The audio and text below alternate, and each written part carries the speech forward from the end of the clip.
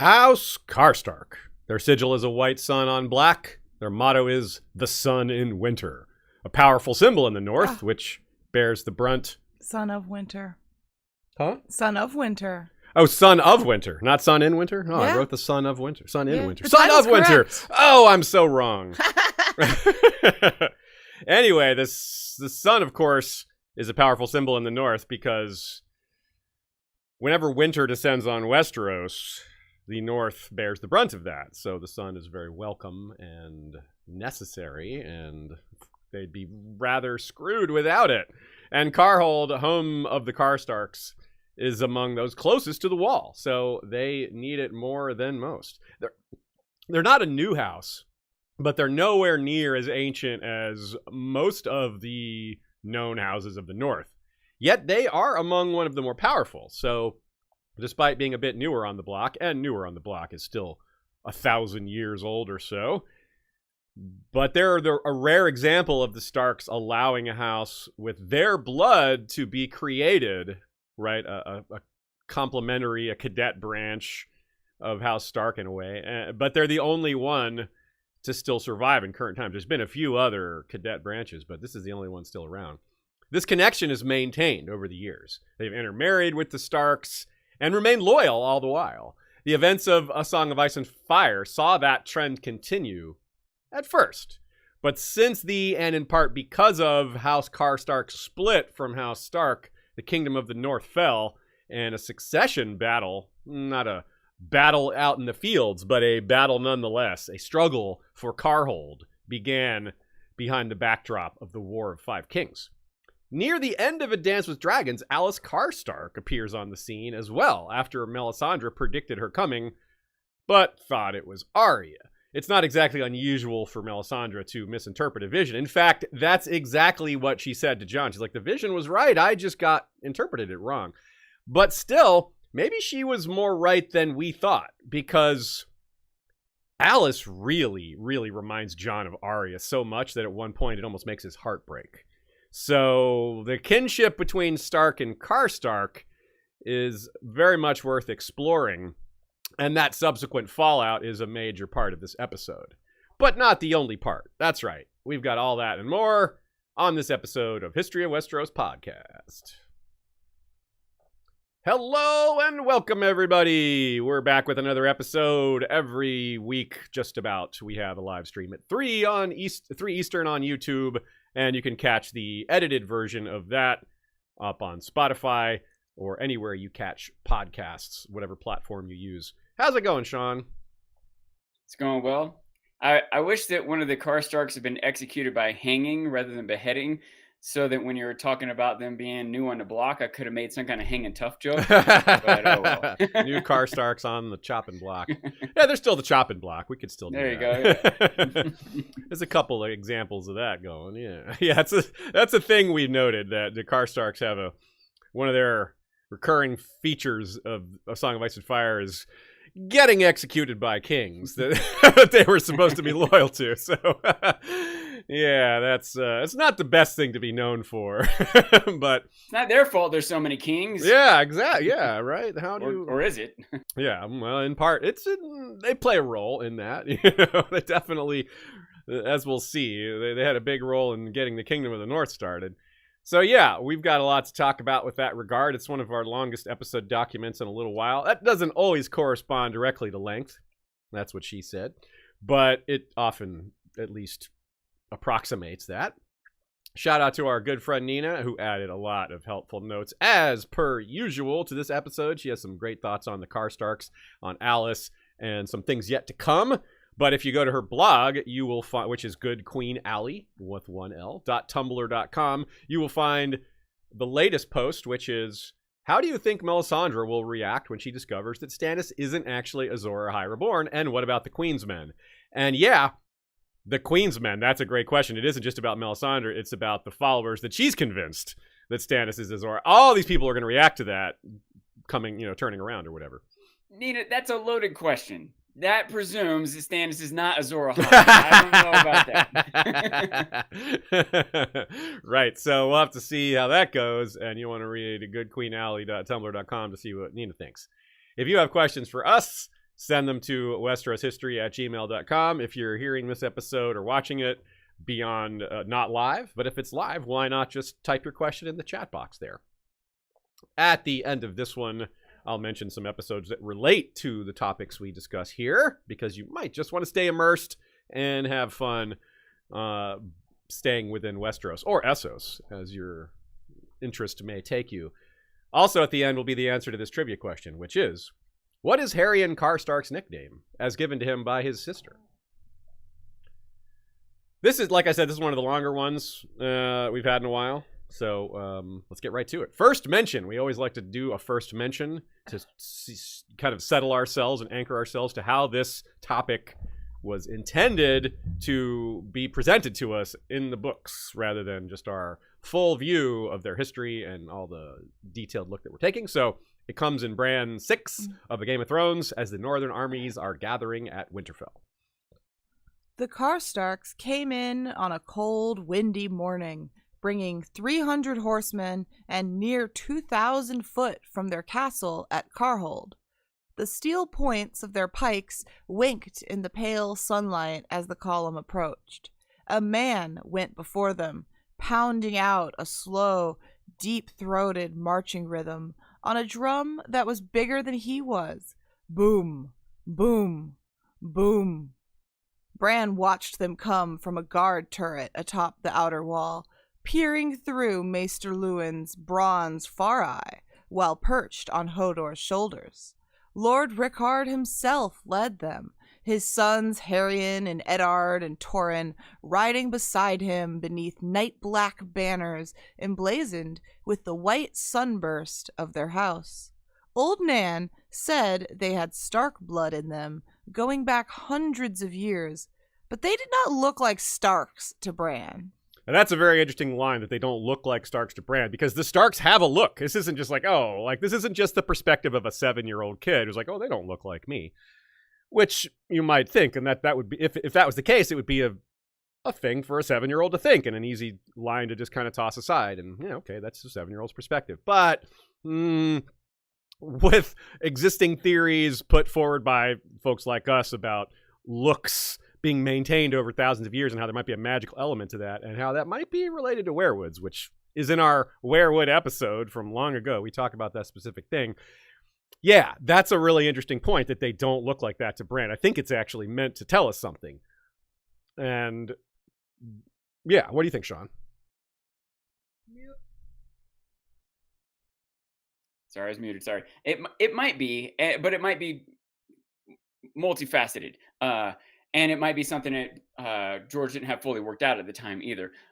What I wonder is if it's not so much to tell us that the Karstarks don't look like the Starks, as it is to tell us that the Starks have a look. Because he also wants to make it clear to us that the Lannisters have a look, and the Baratheons have a look, and those things can matter when it comes to like who the real parents of Joffrey are, and maybe the idea that the others are looking for Jon. And so when they know what Starks look like, that Royce up north that gets killed by the others looked right. Yeah, he looked like Jon. But it wasn't him after all. But does that make sense? I think it does. Yeah, it can play into a lot of different things. Yeah, you're right. It's indirect, but it tells you a lot of things. It's kind of partly where your mind is at the moment, but it can mean a lot of things. Yeah, that's a good point.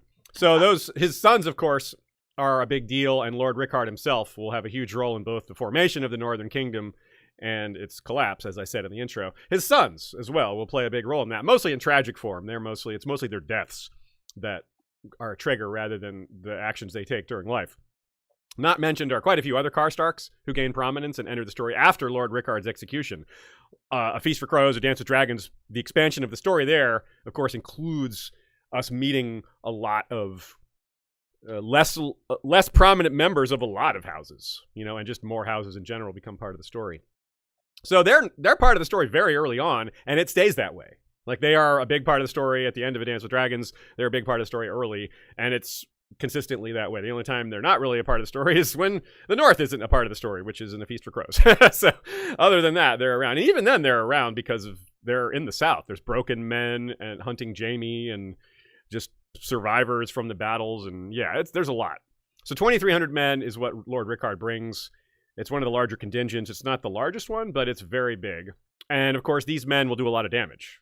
at first to Lannister armies, but eventually to, as I said, a lot of them become broken men. A lot of them become just bandits in the Riverlands. It's like the number one house that supplies the broken men is House Karstark, which is pretty sad. And, we've talked about the broken men a lot. Septon Maribald has that incredible speech. And then there's another speech by Elder Brother, which is also pretty moving. And in both cases, the Karstarks are either directly or indirectly referred to because they're such a big part of that. Like I said, probably number one. Another interesting piece to that, not to take away from, the struggles that their life would be full of at this point, but it's probably better to be going through that in the Riverlands than just south of the Wall. Yeah. Right? Like these guys, but that also means that they're far, far from home, probably farther than almost anyone else involved in this story, right? Yeah, that's a good point. You're right. There's thinking about how far away from home they are. I hadn't really thought about that. They do travel an awful long way. The north is remote. They have to cross all the way through the neck, and it's dangerous. And yeah, you're right. It's a long way. It's hard to get back once you're down there too. Nina says maybe not read too much, or reads a different way into the look of the Karstarks. Maybe a little more young boy should be included in this take, which is that he's lost his family. They're not dead yet.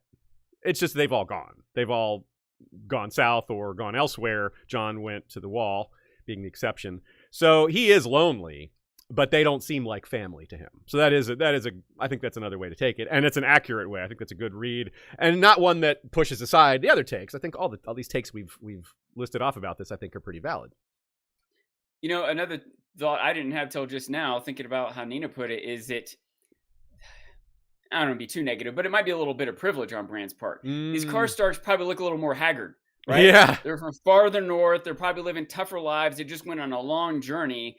Whereas Jon and Robb, they're all young and chipper and clean shaven and everything. That's a good so point. I can Yeah, imagine that might add to his viewing them differently. it also shows us that there are cultural differences between different areas in the north. Like the closer to the wall you get, the closer you are to the older ways. It's more, they think of themselves as more northern. Like the free folk think of themselves as more northern than people south of the wall. And that same sort of attitude extends. Like we all know that a lot of the northerners look at the Manderleys like a little bit less than northern. Like it's not like a big overwhelming prejudice, but it's like, yeah, they're not as far to the south. They don't have to deal with free folk or Ironborn. Like, yeah, their lives are easier, no doubt. Like they're still in the north. They still hit these nasty winters.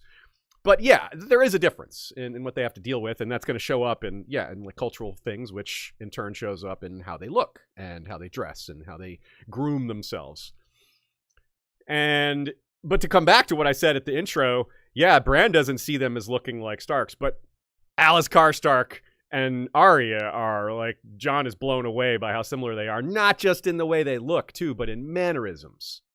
It's crazy, right? And then there's Melisandre seeing her in a vision and thinking she's Arya. So all this stuff just is like, ooh, yeah, that's a rich vein of characterization there. So it's during her wedding, by the way, that she's so much like him that his heart breaks, because she's just so ready. He's like, are you scared to get married? And she's like, let him be scared of me. And smiles like Arya. He's like, oh man, Arya, oh. And from the expression on Sigorn's face during the ceremony, yeah, he does look more scared. She's like ready, and he's like, oh my god, I'm getting married. So the Sigil, their white sun on black. Shay is putting up a version of this. There's a lot of variations on this in the fandom, but they're all just white suns on black. There's not a lot of ways to vary that, like there's one version that has a face on it, the sun with a face on it, but mostly it's just black background, white sun. You could have some variation with the number of points. Okay, yeah. The flare of the sun. So that's a good point. Yeah, 7 might say something versus not 7. 9 is the traditional number for, like, that's how many points are on Robb's crown, and that's how many was on Torrhen's crown apparently. So I didn't count the. It's a hell of a lot more. It's like double. That's like 18. Oh wow, that's a lot. It's a lot of okay, a lot of pointy sun there. Yeah. So Karhold is in the east, where the sun rises, so that might be a little part of it. That's part of what Nina thinks as well. We both kind of landed on a similar answer for why that might be there. Also, they both descend from a son of the King of Winter, in a sense. That's maybe a little bit of a pun. And this comes up interestingly. I think it might be, it's kind of like a werewood sun, like a white sun is kind of werewood sun. I don't know. That's one thing that came to mind for me. Also, it comes up interestingly in this cadet branch scenario with with Sigorn, the Magnar Thenn, and Alys getting married. They adopted a, bronze sun with red flames on white, which is even more like the weirwood colors, red and white. So ultimately, whatever their sigil actually means, it's something from their history, which, what we're going to turn to next, even though it's not going to answer that particular question. It will answer some other questions. Let's have a quote about where they come from, their origin quote, we'll call it. The Karstarks traced their descent. Oh, I'm muted, sorry. I caught that myself.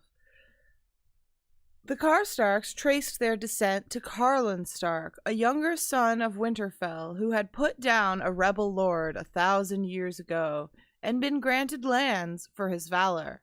The castle he built had been named Karl's Hold, but that soon became Karhold, and over the centuries, the Karhold Starks had become Karstarks. So they didn't take the name Karstark. It was kind of a nickname given to them, like a sensible, like it's such an obvious linguistic shortening, like, oh, Karstarks, that makes sense. Yeah, it's already Karl's Hold, Karhold.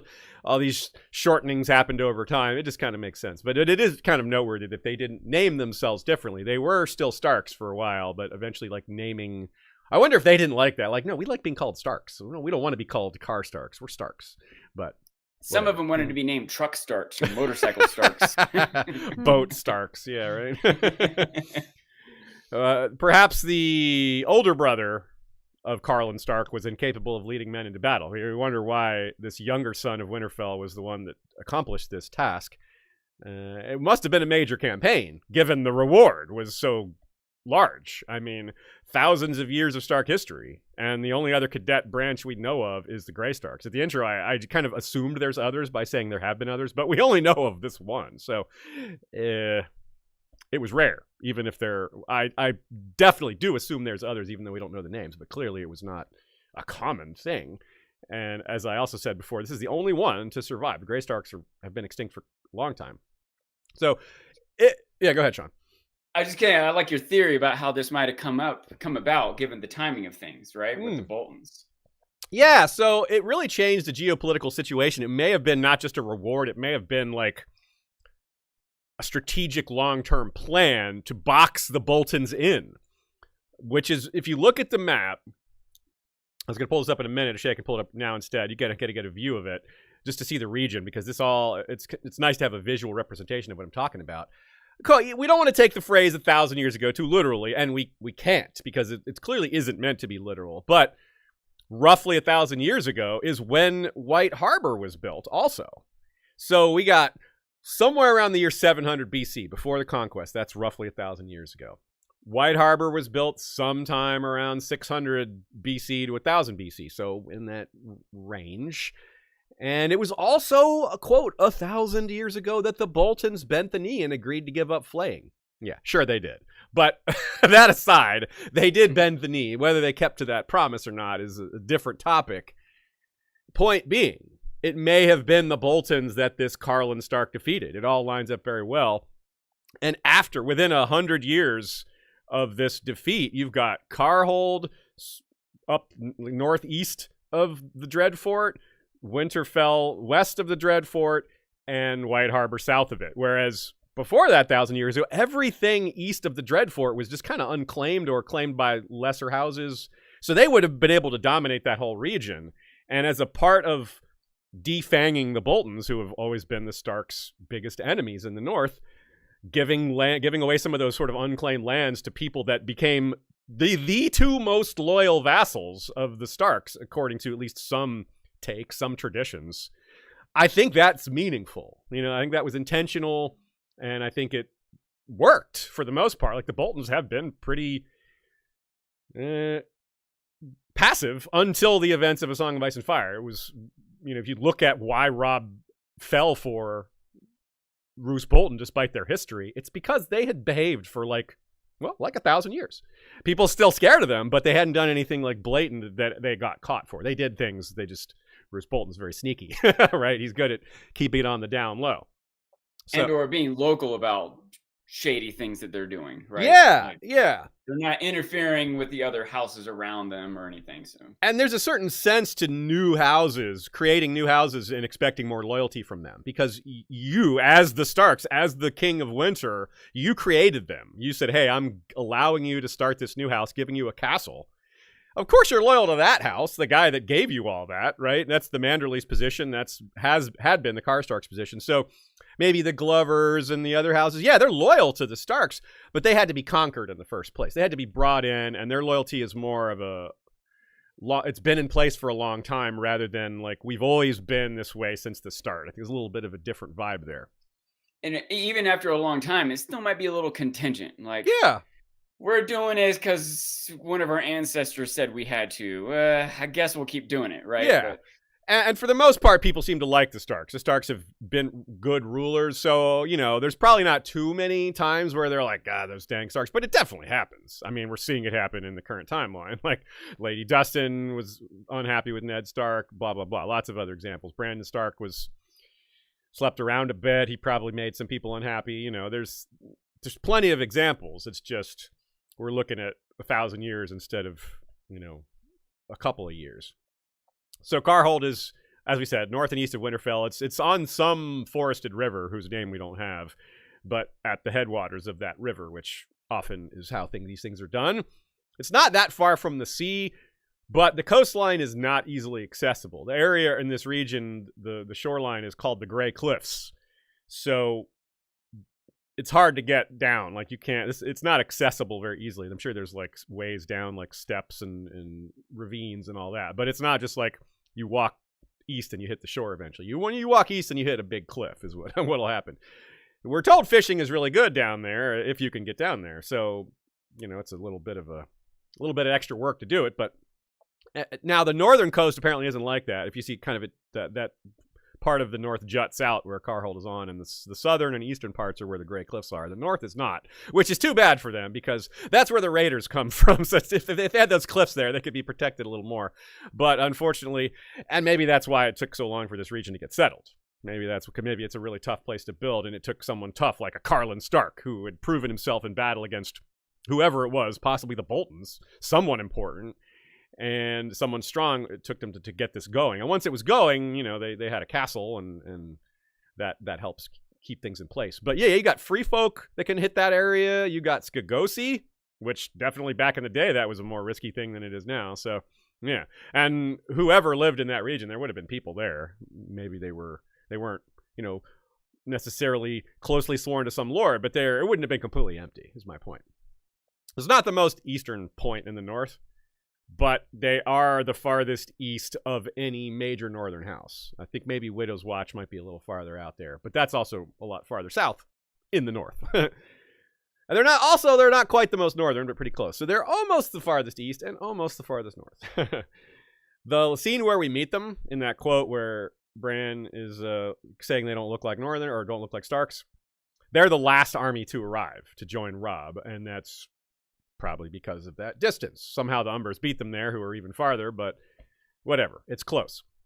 And the winters, of course, would be horrible there. It'd be one of the worst places to be out, other than not in their castle, in the same region, And do we know how many troops the Umbers brought, by the way? No, but pretty sure it was less than that, because Robb had 12,000 when he marched at first before adding Riverland's armies to his men, and I think it was 4,000 men from the Dreadfort. So that's already that's 6,300 of them right there, not even counting Winterfell men. So it's kind of hard for the Umber men to have brought more than the Karhold men. It's possible the Umberlands are tighter together, or maybe they got the message first. There's a lot of we can't read into it too much. But just bringing 1,000 men versus 2,300 men could be the difference in how long it takes. It's a lot longer to gather them together, equip them, move them, and so on. So agree.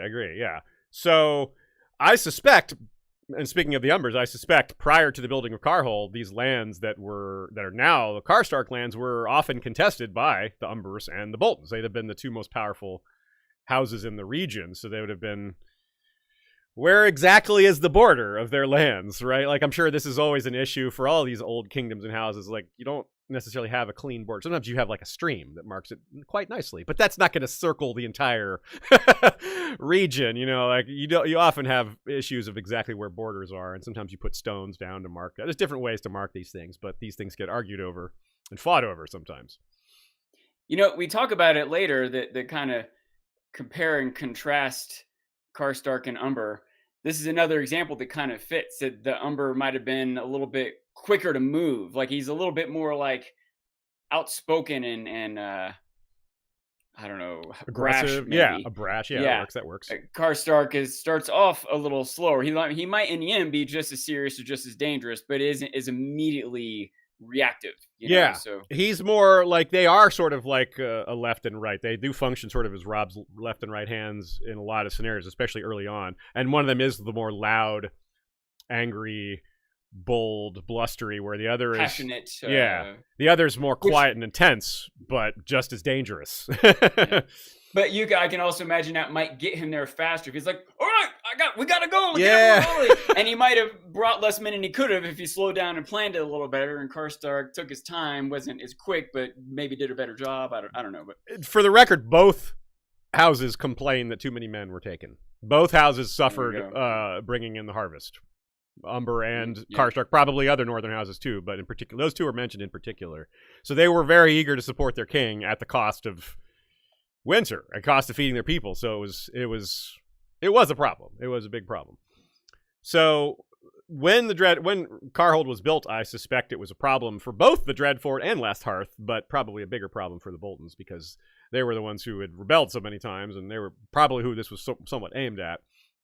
But there were also likely lots of marriages between these neighbors. Like, I'm sure there have been many Karstark Umber marriages and Karstark Bolton marriages, maybe. That I'm not as sure about. Apparently there haven't been Stark Bolton marriages until the fake Arya Ramsay marriage. Well, it was a real marriage, but not a real Stark. Well, that's my question. Is in a culture that's so against kinslaying, is there a certain understanding that maybe you shouldn't marry some of these folks because you don't want to then just lock your descendants into kinslaying? Interesting. Well, like maybe someone's like, I want to make nice with the Boltons, but maybe they're like, hey, we've fought them for eons. Maybe we don't want our houses to be united as one. Yeah, you're right to say maybe we shouldn't assume the Boltons and Karstarks have married. That's a good potential exception, but I wouldn't assume it. We do know the Starks and Karstarks have married. That probably didn't start right away because of the proximity, and that's pretty incestuous, even though we've seen like even the current Starks have a first cousin marriage. This would be even closer to that, at least if they did it right away. If you wait a few generations, then it's very different. But that idea though, Shea, is, I mean, it could go either way. It is a double-edged sword, but that is the reason you want to have these marriages, because it stops the kinslaying. It stops the warring, right? So yeah. But if you don't want to stop the warring, if you want to be able to hold your grudges, then don't get married to them. Yeah. Well, it's like, one, if you don't want to stop the warring. Two, if you are a realist and you realize that it might not stop the warring, and it means that your line is going to be doomed, to ignominy. The fighting will continue, and you will have this new blight on your honor or whatever. It's kind of a rock and a hard place kind of situation. I can see why it might just depend on current circumstances, because both of these, there's some severe downsides to either approach. Yeah. So returning to the topic of how northern these guys are and how they're farther north makes them sort of more northern than a lot of other houses. Like Alys Karstark was worried that Jon Snow would turn her away from Castle Black because she was concerned there would be a blood feud between their houses because of Robb's execution of her father, and then what came after, which was a whole sorts of nasty business that we'll get into. But it's a reasonable thing. If apparently that's a normal attitude that some Northerns would have had. She was worried that Jon would have done something relatively common, but he didn't. And he's like, well, I'm Night's Watch. We give away he didn't say, no, we don't have blood feuds. He's like, I'm Night's Watch. We don't have blood feuds. He didn't say that the conditions weren't met. He's like, my situation trumps any of those considerations. So, it was sort of a dodge, but of course he's not actually like mad at her or anything. I don't think he feels he might be mad at the Karstarks, but he's not mad at her because I do think he has that loyalty to Robb and probably Probably would hate Lord Rickard if he met him, but obviously that's not possible.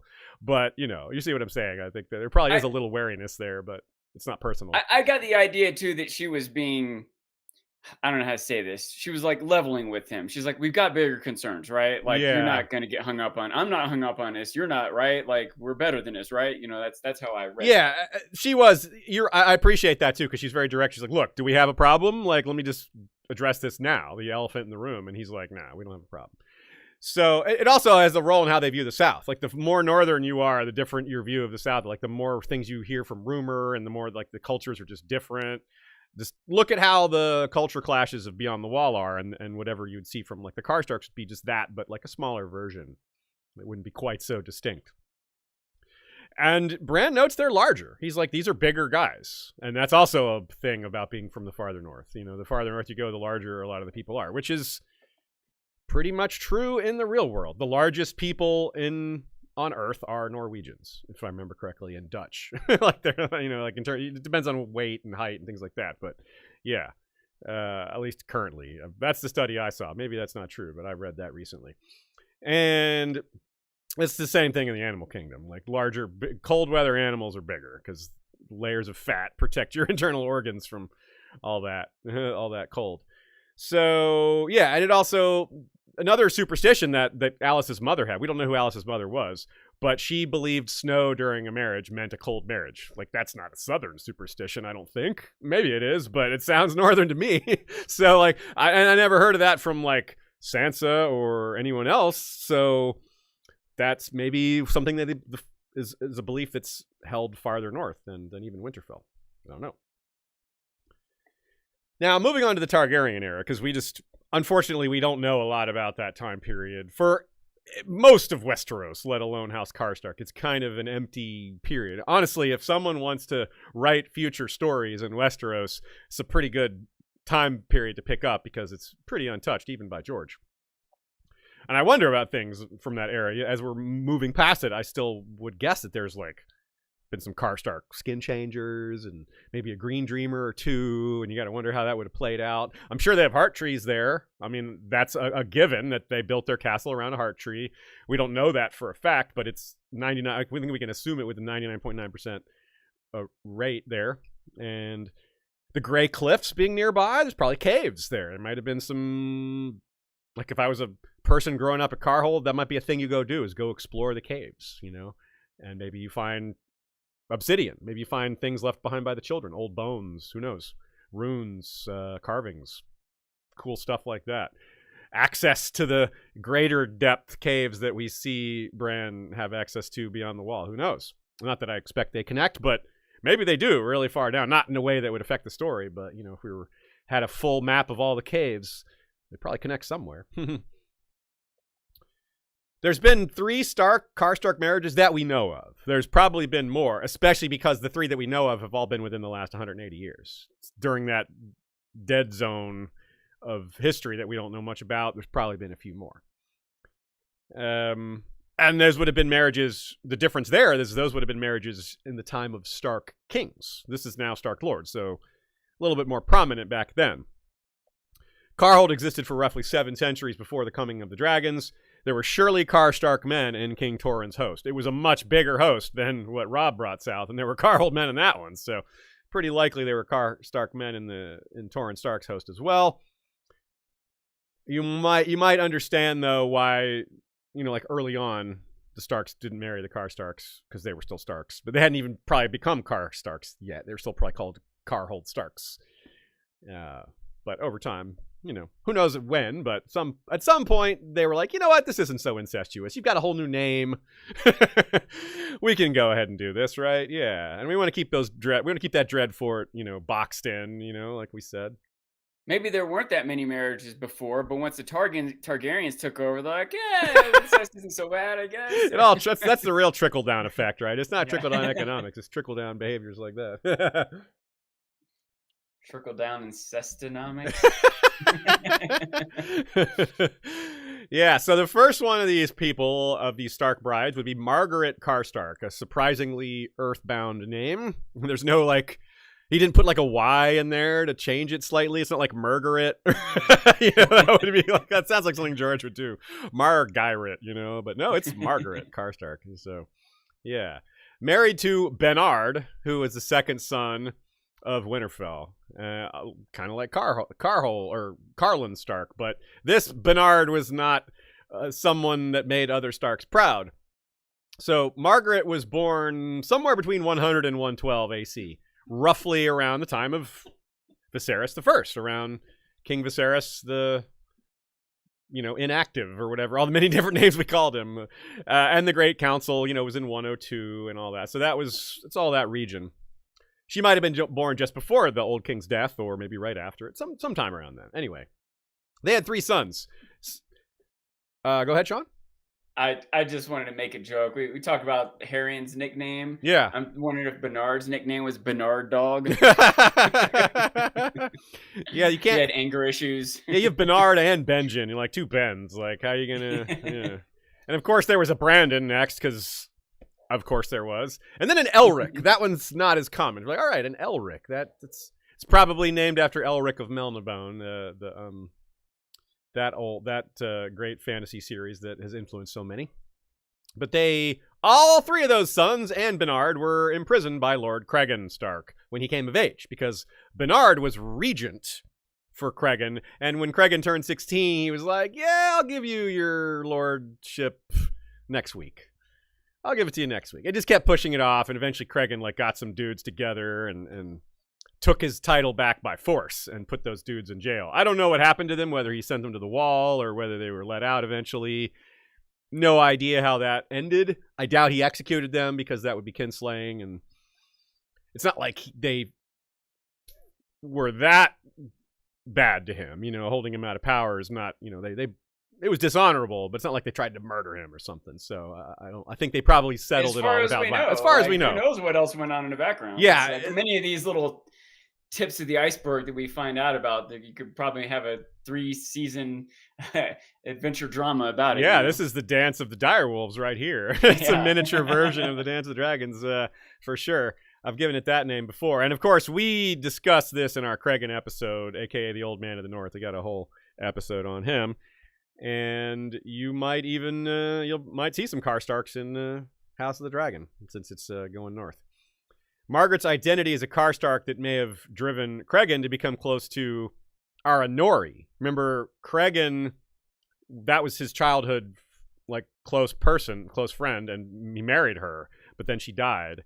So, between Margaret Karstark and Bernard's mother, who was Lysa Locke, if you're taking a quick look at the map, you see the eastern and northeastern part of the north. That's a big power block of traditional northerners, whereas Cregan, the Norries aren't that powerful by comparison. They're one of the Hill Clan houses. So that might have been why Bernard felt comfortable making this move, is he felt like he had all this backing, whereas the actual Lord of Winterfell didn't. So he thought he could pull this off, but Cregan was able to get some support from here and there, and yeah. Sorry, I gotta follow up with another. I wonder if Bernard Dog talked much about the Karstark son. God. He probably did. Shut up about the son. Yeah, he probably did. He loves that son. It's his favorite, So I doubt there were any marriages between this generation of Stark and Karstark, given Cregan was not on good terms with these. But even if it didn't come to blood, though it might have, I doubt there was, they solved things to the point that there were marriages. But maybe there were, you never know. That's often a tool to build peace. So maybe they specifically did that in order to settle things. Either way, it didn't cause a long-term problem with Karhold, because as we see at the beginning of Song of Ice and Fire, Rickard's all about it. He's all about the North, and about the Starks. Now, Alys Karstark is the next one, not to be confused with current timeline Alys Karstark. It was a different Alys Karstark, just like that's a different Brandon Stark and a different Benjen Stark and all that. We don't know what relation Alys and Margaret are, but they're not super far apart in age. I don't mean they couldn't be sisters, but Cregan's youngest son, Brandon, his 5th son, his 5th with that wife, was married this Alys Karstark, and all current Starks descend from this marriage. Now, Brandon's older brother, Barthagen, who never had kids, so that's why the lordship passed from Barthagen to Brandon. Barthagen's nickname was Barth Blacksword. I'm sure some of you have heard that before. He was killed during a rebellion of the Skigosi, so that's how Brandon became lord, because his older brother died without issue fighting the Skigosi. Alys's brothers, uncles, and cousins, this Alys Karstark, also likely fought against the Skigosi as well. I mean, they are very close to Karhold, in terms of northern geography. So it's very likely the Karhold men were a big part of that, putting down the Skigosi, and they may have had to travel to Skagos to do that. They also had, Alys and Cregan's youngest, Brandon, they also had Rodwell, Beron, and Arsa. Rodwell is my favorite Stark name, because it just sounds like a porn star name. It seems out of place. The Starks just be so serious and it's like this guy supports him. Hey, who says he can't be serious? Yeah, he's a serious porn star. He used his Valyrian steel sword very well. The line continued through Beron after that. So we have Brandon marrying Alys, and they had Rodwell, Beron, and Arsa. Rodwell was killed, and Beron was also killed, but he had kids first. And Arsa, I don't know. We don't really know what happened to Arsa. But the line also continued through Beron. Beron married Laura Royce, so they had 7 children. So Nina thinks that this Alys Karstark, will absolutely be in the She-Wolves of Winterfell, whatever the final title for that becomes, which was originally going to be the 4th Duncan Egg novella. It's now going to be the 5th. And the original description of it was 5 Lady Starks running Winterfell, with 4 of them widows of a bunch of fairly recent former Lord Starks. Alys would have been the widow of the late Lord Brandon, who is the second most recent of those widows. The most recent being Beron, who's dying as the story starts, assuming George keeps it that way.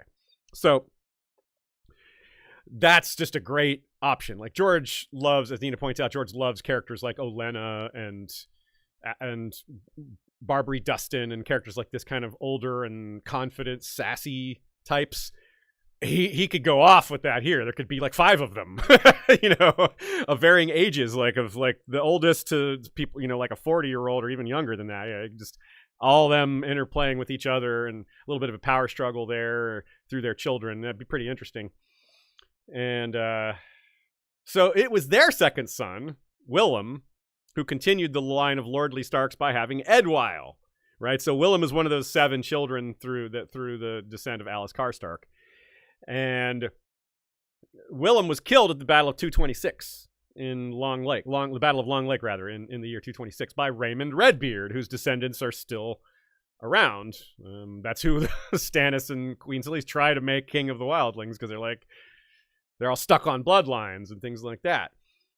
But Raymond Redbeard, in turn, at the same battle, was slain by Artos the Implacable, Willem's brother.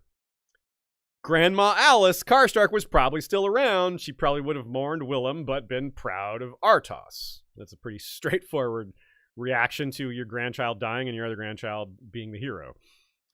Artos went on to become regent for young Lord Edwyle, his nephew. And unlike Bernard, there was no shenanigans, no clinging to power. When the time came, he gave power up to Lord Edwyle. Again, that's Ned's grandfather. And we can be pretty sure of this because Artos was given a statue in the crypts. Like, you don't get that if you're remembered poorly, and if you forcibly do that, they're like to just take it out after your death. Like, it's just a really bad statue. It's a bad likeness. He looks ugly, and it was an insult. They gave him a clown face. Yeah. It's like, what is that? You're like going through the crypts and it's all scary. You're like, oh, bearded men with their fierce wolves. And you're like, wait, that guy, is that a clown? You think that makes it less scary? Okay, good point. That might be scarier. You're right. That might be the scariest Stark statue of all. I should pick something less scary than a clown. So yeah, Artos has a statue despite not being a lord.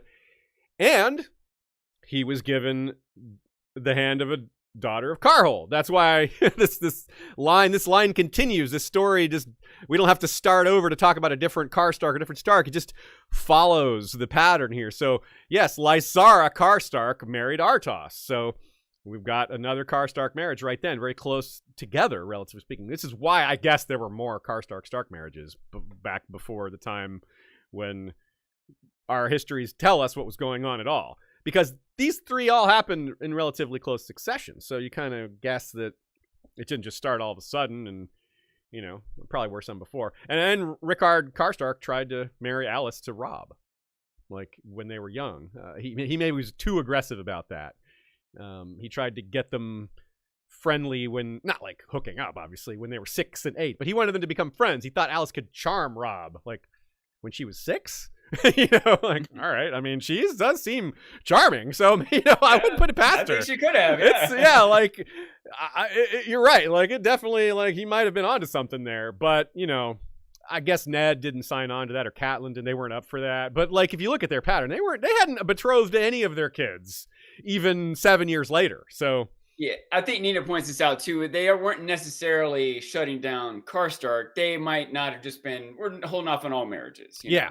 Yeah, which is, I think, you're right. That's a better point. Nina says that. She's right, because it wasn't the Karstark specifically. They didn't do any marriages, no betrothals. They were waiting longer for that, probably because of the entanglements and there's no reason to rush into it, and a lot of things that had gone bad for them by those such entanglements. So they're like, let's not put our kids through that. See, I think if they were real cunning with it, they wouldn't have pushed it as a pairing for Robb at all. They would have said Sansa needs a little friend. Oh. They would have just ingratiated Alys by sending her for Sansa and Arya. Of course, it sounds like Alys would have gotten along better with Arya. Yeah. Sansa been like, no, you're too much like Arya. Like, it would end up being like they were trying to get her to romance Robb, and she just fell for Jon. You know, it would just get messy. George could have done the triangle that way instead, because so y'all, if you remember, the original way long ago 1993 plan was for there to be a love triangle with Jon, Arya, and wait, who's the other part of the triangle? Tyrion, right? Yeah, Tyrion was going to love Arya. It wasn't really a triangle then, because no one was going to love Tyrion in that group. Jon, no, I'm joking. Yeah, Jon. It wasn't a triangle. It was Tyrion was going to love Arya. Arya was going to love Jon, and Jon, I don't know what. I thought it was just that Arya wasn't ever going to really reciprocate either. I don't know. Maybe I'm wrong. Maybe it was Jon liking Arya. I don't know. Either way, whatever. Not a triangle. Some sort of weird trapezoidal. I think we're glad it didn't go that way. Yeah. Whatever. Yeah. There's enough incest elsewhere in the story. We don't need that from our characters that we most see as the most heroic, although plenty flawed. So yeah, I agree that it wasn't because it was a Karstark suggestion. It was because of their ages and just waiting in general. Like, Ned was shocked to the Joffrey Sansa marriage. He was like, "Oh, I don't want to do that," but he couldn't really say no. After they talked about it, it was like, "No, if you say no, then they might think something's up, and it might cause problems between our houses, and that's a bigger problem." So let's talk about recent history, as in the last 30. By the way, hindsight 2020, but it should have just said no. What bigger of a problem could there have been? Yeah. Were you worried a civil war might break out? Yeah, that's definitely. Sansa might get taken prisoner. Yeah, they would have, if they just said no to Robert, like, no, yeah, it would have definitely gone better. It's hard to imagine it going worse. You're right. So Rickard has been Lord at least since the time of Aerys, because he raised his banners for Ned during the Robert's Rebellion. So we know he was there for that. So he's between Rickard and he's rather between Rickard and Ned in age, meaning Rickard, Ned's father. Because Lord Rickard Karstark was named for Lord Rickard Stark. So obviously he's younger than him, because he couldn't have been named for him if he was born before him. So I would think maybe Rickard was around the age of Brandon, Ned's older brother, but he's fully gray by the time of A Game of Thrones, so he's probably a little older than that. So I'm guessing he may have been in his late 40s. Also, because this is an intense guy, just an intense, gloomy man, he may have gone gray a little prematurely. It doesn't seem like he lived a low-stress lifestyle. So the kind of guy that really clings to grievances. To be fair, the things that happen to him are really nasty. Like, he does suffer intense losses. So, but it seemed like he was kind of, like, you could see the way he handles it, that this was just the kind of guy that holds grudges in the first place, the kind of guy that holds to revenge and won't forget an insult. So we assume he was at the Battle of the Trident. He may have seen Rhaegar die He might have been close, but probably not, because Ned came up on that a little bit later, and he was probably closer to Ned than he was to Robert, given which army group he would have been a part of. He would have been part of the Northern Army. I think at one point he says he stood with Eddard. Yeah. At the Trident, yeah. right? So. Yeah, I believe so. Yeah. So his history with the Starks goes back quite a ways. He had a history of loyalty. He was a good lord that supported Winterfell. Like, there was no reason to doubt him at first.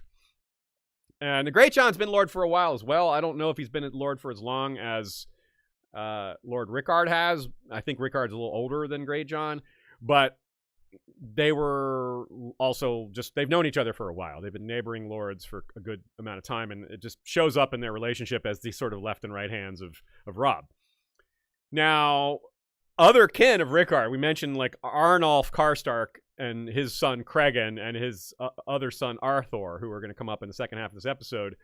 They may have also fought in the War of Five Kings, or not the War of Five Kings, but the Robert's Rebellion. Arnolf's certainly old enough. He's older than Rickard. He's the brother to Rickard's father. And Cregan and Arthur are around Rickard's age. I think Arthur's younger, but I mean, still not so young that he would have been too young for Robert's Rebellion. So his loyalty, this is a long-term thing. Like, there's every reason not to doubt him, every reason to think he would be a good warrior at the side of Robb for a long time. We saw his arrival in our first quote. Robb and him and the Great John make plans in private. The upper lords go talk in private, and Bran is left to act as host while Robb is off doing those lordly duties. And this is when we meet the three Karstark sons. Quote, "I welcome you to our fires," Bran said stiffly, "and offer you meat and mead in honor of our friendship." Harrion Karstark, the oldest of Lord Rickard's sons, bowed, and his brothers after him. Yet, as they settled back in their places, he heard the younger two talking in low voices over the clatter of wine cups. "Sooner die than live like that," muttered one, his father's namesake, Eddard. And his brother Torrin said likely the boy was broken inside as well as out, too craven to take his own life. Now, it's not like Bran has, like, super hearing or something, and this is like a crowded room, so these two brothers, Karstark, were not being very careful with their volume. This is very rude and insulting and does not reflect well on them. So when Bran first has the thought, am I broken? Am I Bran the Broken? Remember, he never says that out loud. He never once says Bran the Broken out loud. No one ever says that title out loud, except on the TV show. But in the books, he never says that. It's the only thing he thinks. So they named Bran the Broken. We have the Karstarks to thank. I guess so. They kind of did. Thinking it. Yeah, indirectly. Yeah. So at least the older brother Harrion does not participate in that. He doesn't seem to remark on that cruelly like his younger brothers do. So it doesn't reflect on him. Not that he's necessarily a good guy, but he's not. And not that these two guys are necessarily bad guys, but it certainly reflects poorly on them. That's a very rude, insulting, cruel thing to do. At least keep your voice down if you're going to say that, you know.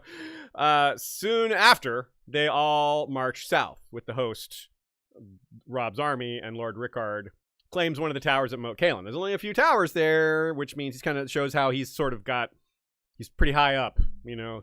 Great John gets one of them, and later, Alys Karstark confronts Jon Snow about her father's execution. She's like, what the heck? You know, he killed Lannisters? He gets executed for killing Lannisters? So it's clear she doesn't have the whole story. And Jon, tells her, he's like, look, he killed unarmed prisoners. They were boys. Unarmed boys in prison. Quote. The girl did not seem surprised.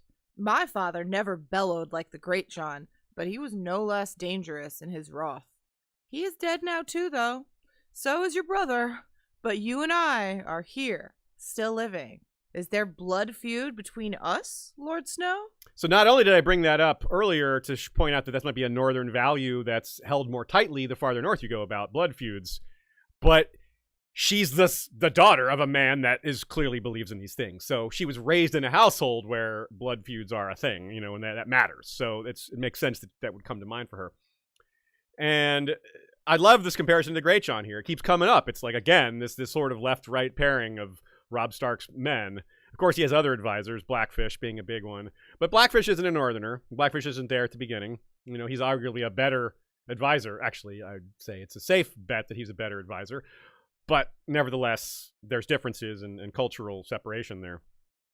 And he's just not in the story yet at that point, Another, nuance, but I think important note to make here, the idea that she was probably confused about the idea that her dad was executed for killing Lannisters. I thought that was the whole, it doesn't make sense to her, but think where she got the information from, right? It's going to come through her through this biased lens, and she's probably not the only one. Think how many other people out there have this skewed perspective of what happened and what it would take to actually change the knowledge, the false knowledge that has been spread out there. It's the nature of even modern times, but back then especially, how stories and rumors could spread and spark feuds and ruin alliances and whatnot else through something that just isn't even true. Yeah, and we see a lot of examples of this, like both people not doing something because they're afraid of how it'll be perceived, often correctly, or things that are like, there's a rumor in Westeros that Dany killed her own brother. Like, she obviously didn't do that. Drogo did that. She had nothing to do with it, and so that's a perfect example. And there's lots of examples like that later. There's one that Jon doesn't take a certain action towards a Karstark because of how he thinks it'll be perceived. So we'll see that in the second half. Coming back to this, another perfect example of their personalities is when they approach the twins for the first time and see how well defended it is. The great Jon starts cursing and swearing. He's like, damn it, look at Brett. And Rickard, quote, glowered in silence. Perfect, like left and right, night and day example of how they handle discomfort or frustration or things that make them mad. Now, this gets under the radar a bit, which is that Lord Rickard was one of the first people to suggest linking up with the River Lords, making them allies and doing all that. The Great Jon wanted to go straight for Tywin. Let's just go attack Tywin right now. And he's like, nah, we don't have enough men. We need allies. They're being attacked by the West. They would clearly join with us because we have the same enemy in common. And we already have this connection between Stark and Tully. So, and here's where we get another suggestion of just how, like, let me use the example of the Red Wedding. If you didn't catch the Red Wedding, the foreshadowing for it on your first read, well, you're like me. I didn't catch it either. Like, there were certain ominous decisions that were made, but I didn't catch the dark, all the things. When you're looking for it, like, wow, there's a lot of buildup to this. The same thing is true for Lord Rickard. It's a smaller case, but it's there. There's a lot of little things about how vindictive he is, about how dangerous he is, about how violent he might get. It's just little hints. And here's a good one. Here's one of them right here. Quote, "Be certain," Catelyn told her son, "or go home and take up that wooden sword again. You cannot afford to seem indecisive in front of men like Roose Bolton and Rickard Karstark.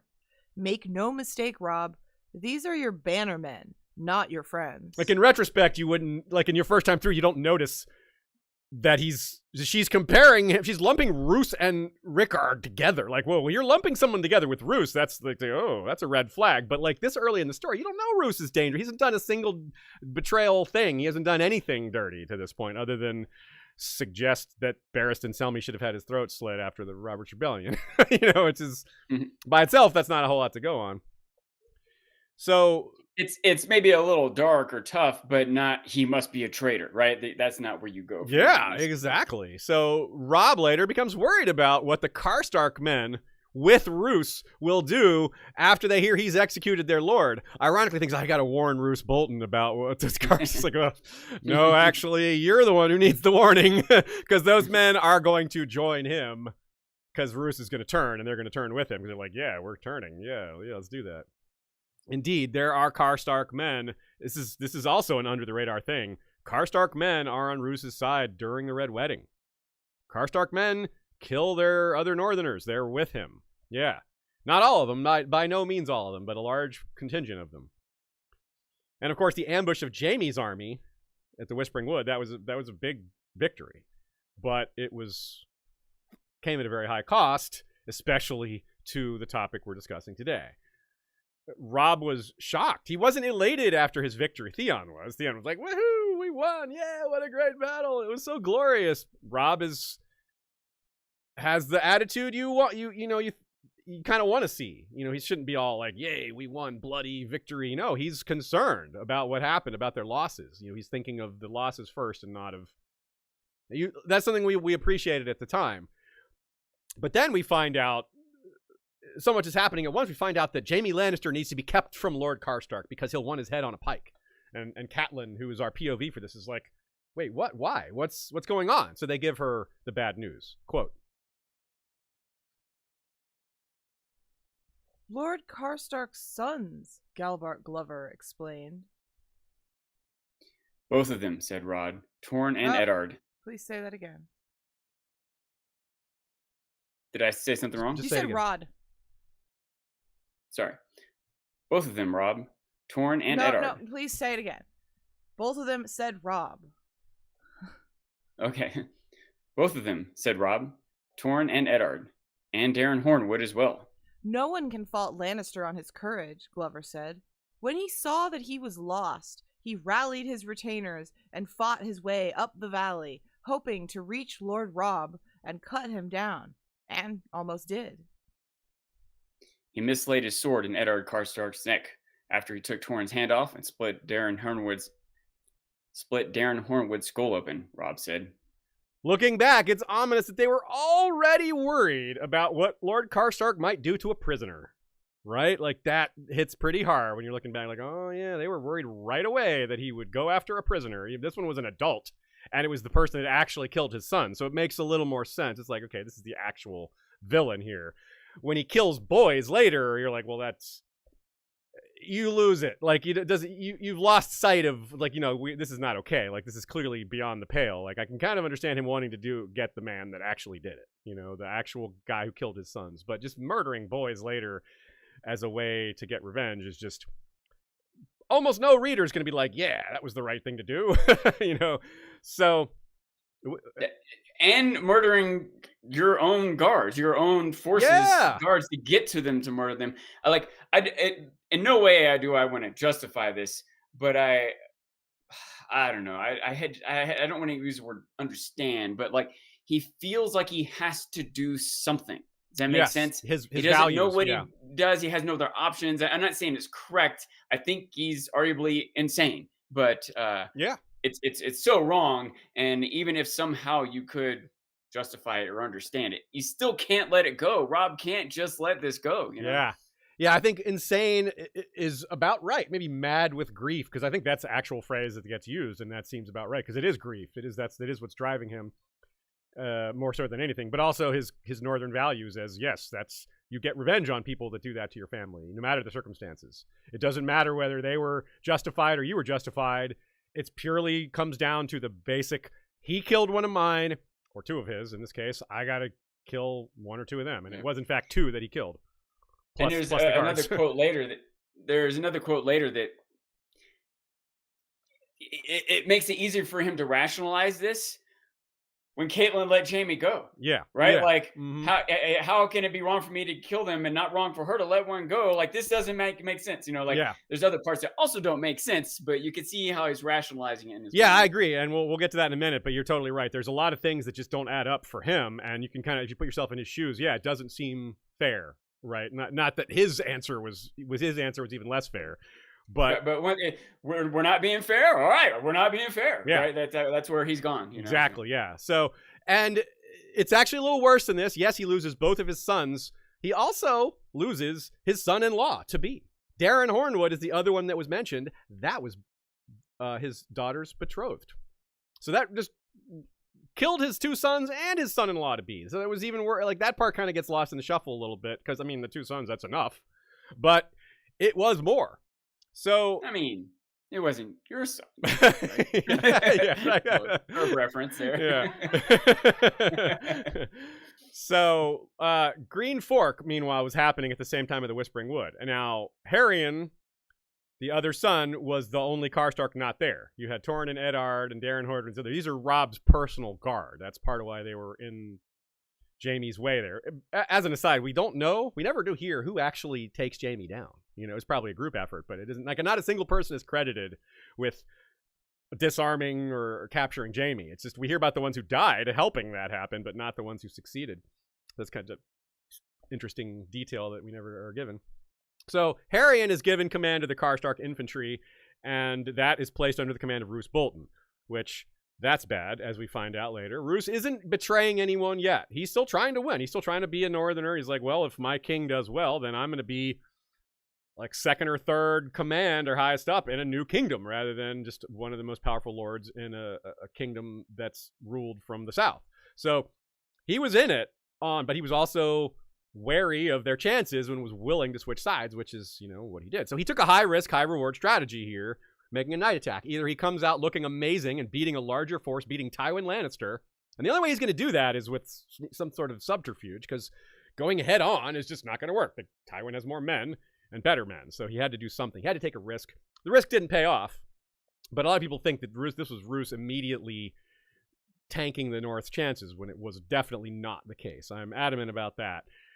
But what's interesting about this battle, this is something I never noticed before, is that we see the battle through Tyrion's point of view, and it's mostly Karstarks that he's fighting, that his army that he's arrayed against. And here we go. Here is a very bloody action moment from very early on in that battle. Quote, "A crescent of enemy spearmen had formed ahead, a double hedgehog bristling with steel, waiting behind tall oaken shields marked with the sunburst of Karstark.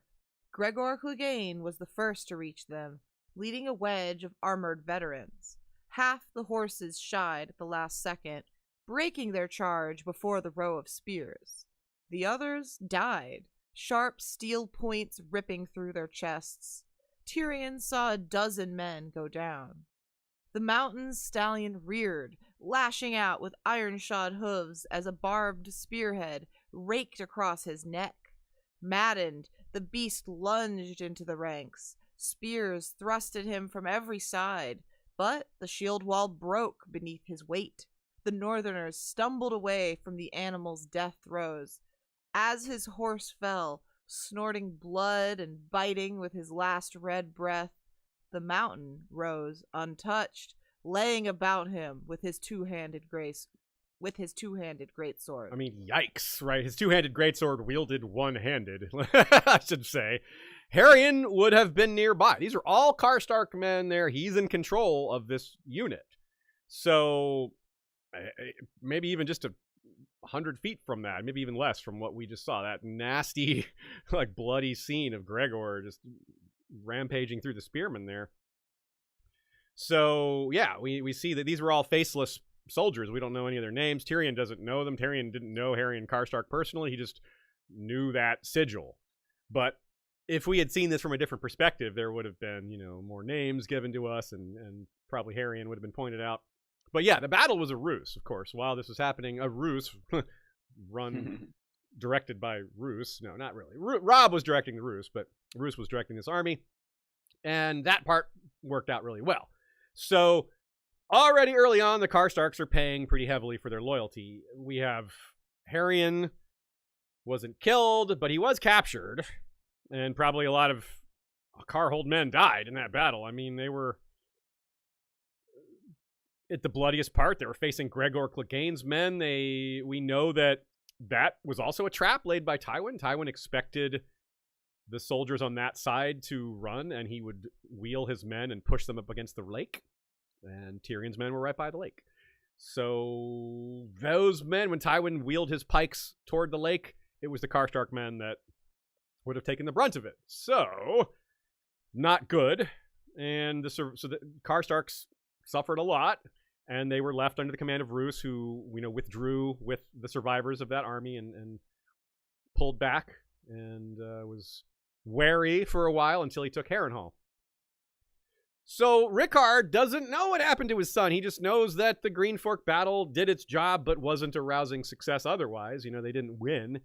It enabled them to win at the Whispering Wood, but he doesn't know what happened to his son. He knows 2 sons are dead. His son-in-law is dead, and his other son, no word at all. But it's probably like he has reason to doubt that his son survived. And we see here in this next quote what's happening.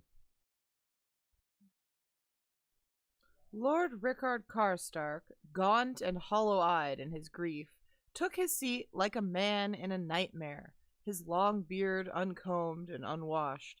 He had left 2 sons dead in the Whispering Wood, and there was no word of the third, his eldest, who had led the Karstark spears against Tywin Lannister on the Green Fork.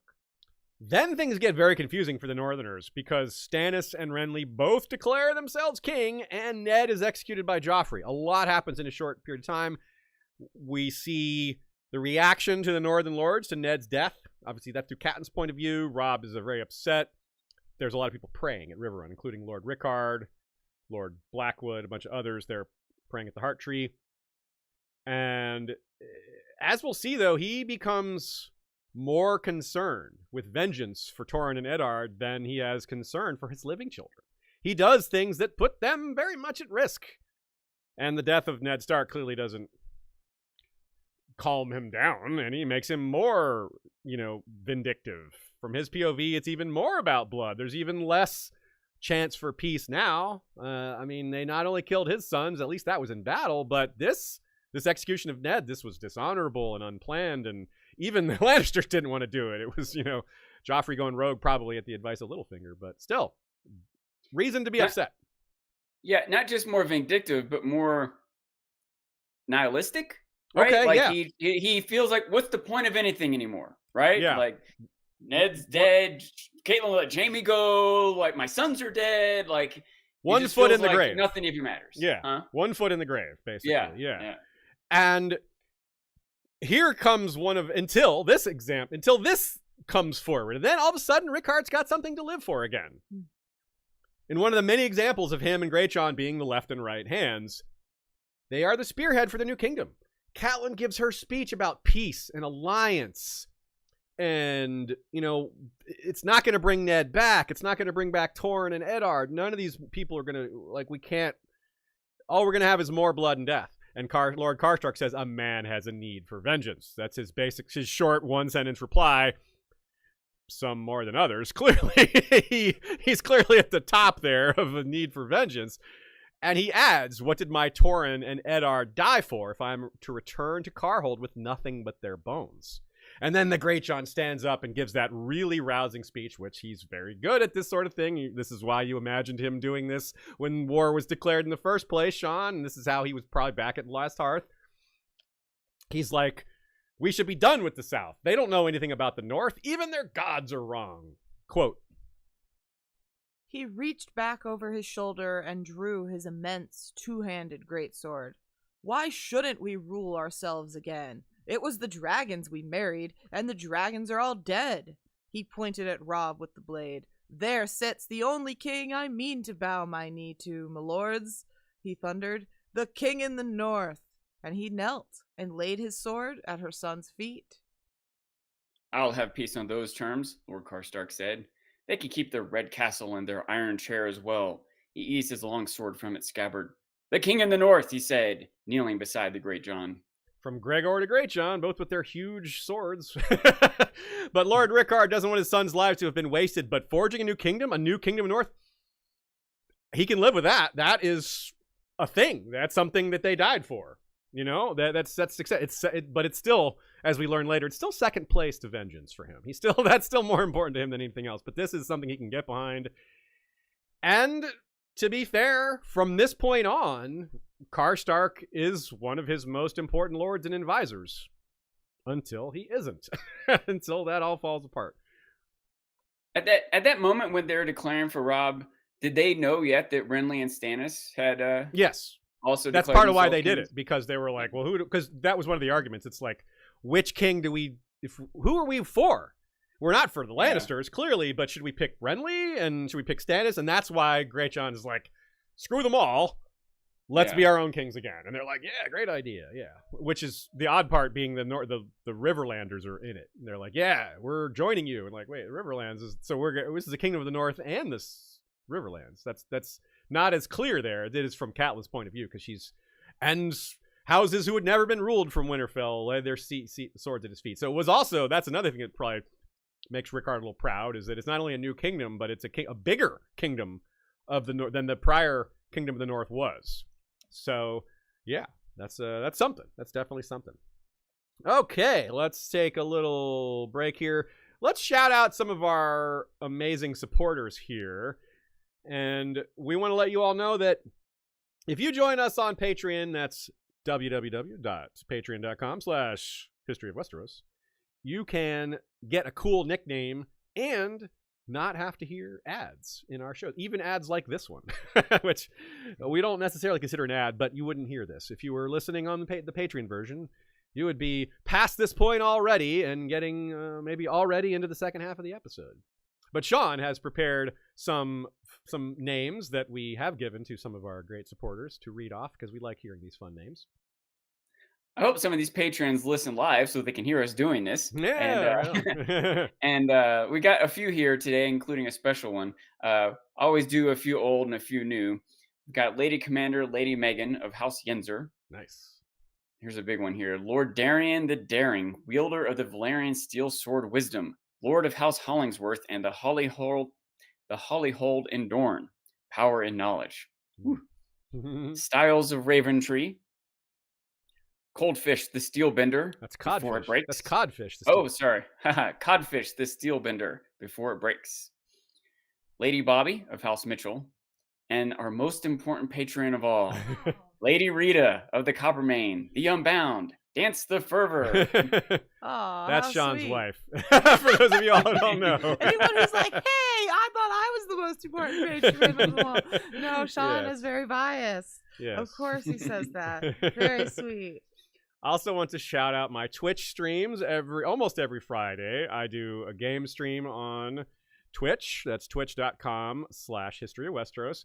And we are playing through currently a Blackfire Kingdom. We have conquered the 7 kingdoms with Maelys the Monstrous. His son Maynard the Disgraceful, is ruling very evilly. He's a sadist, but he has lots of children, and it's an interesting future that Westeros is faced with.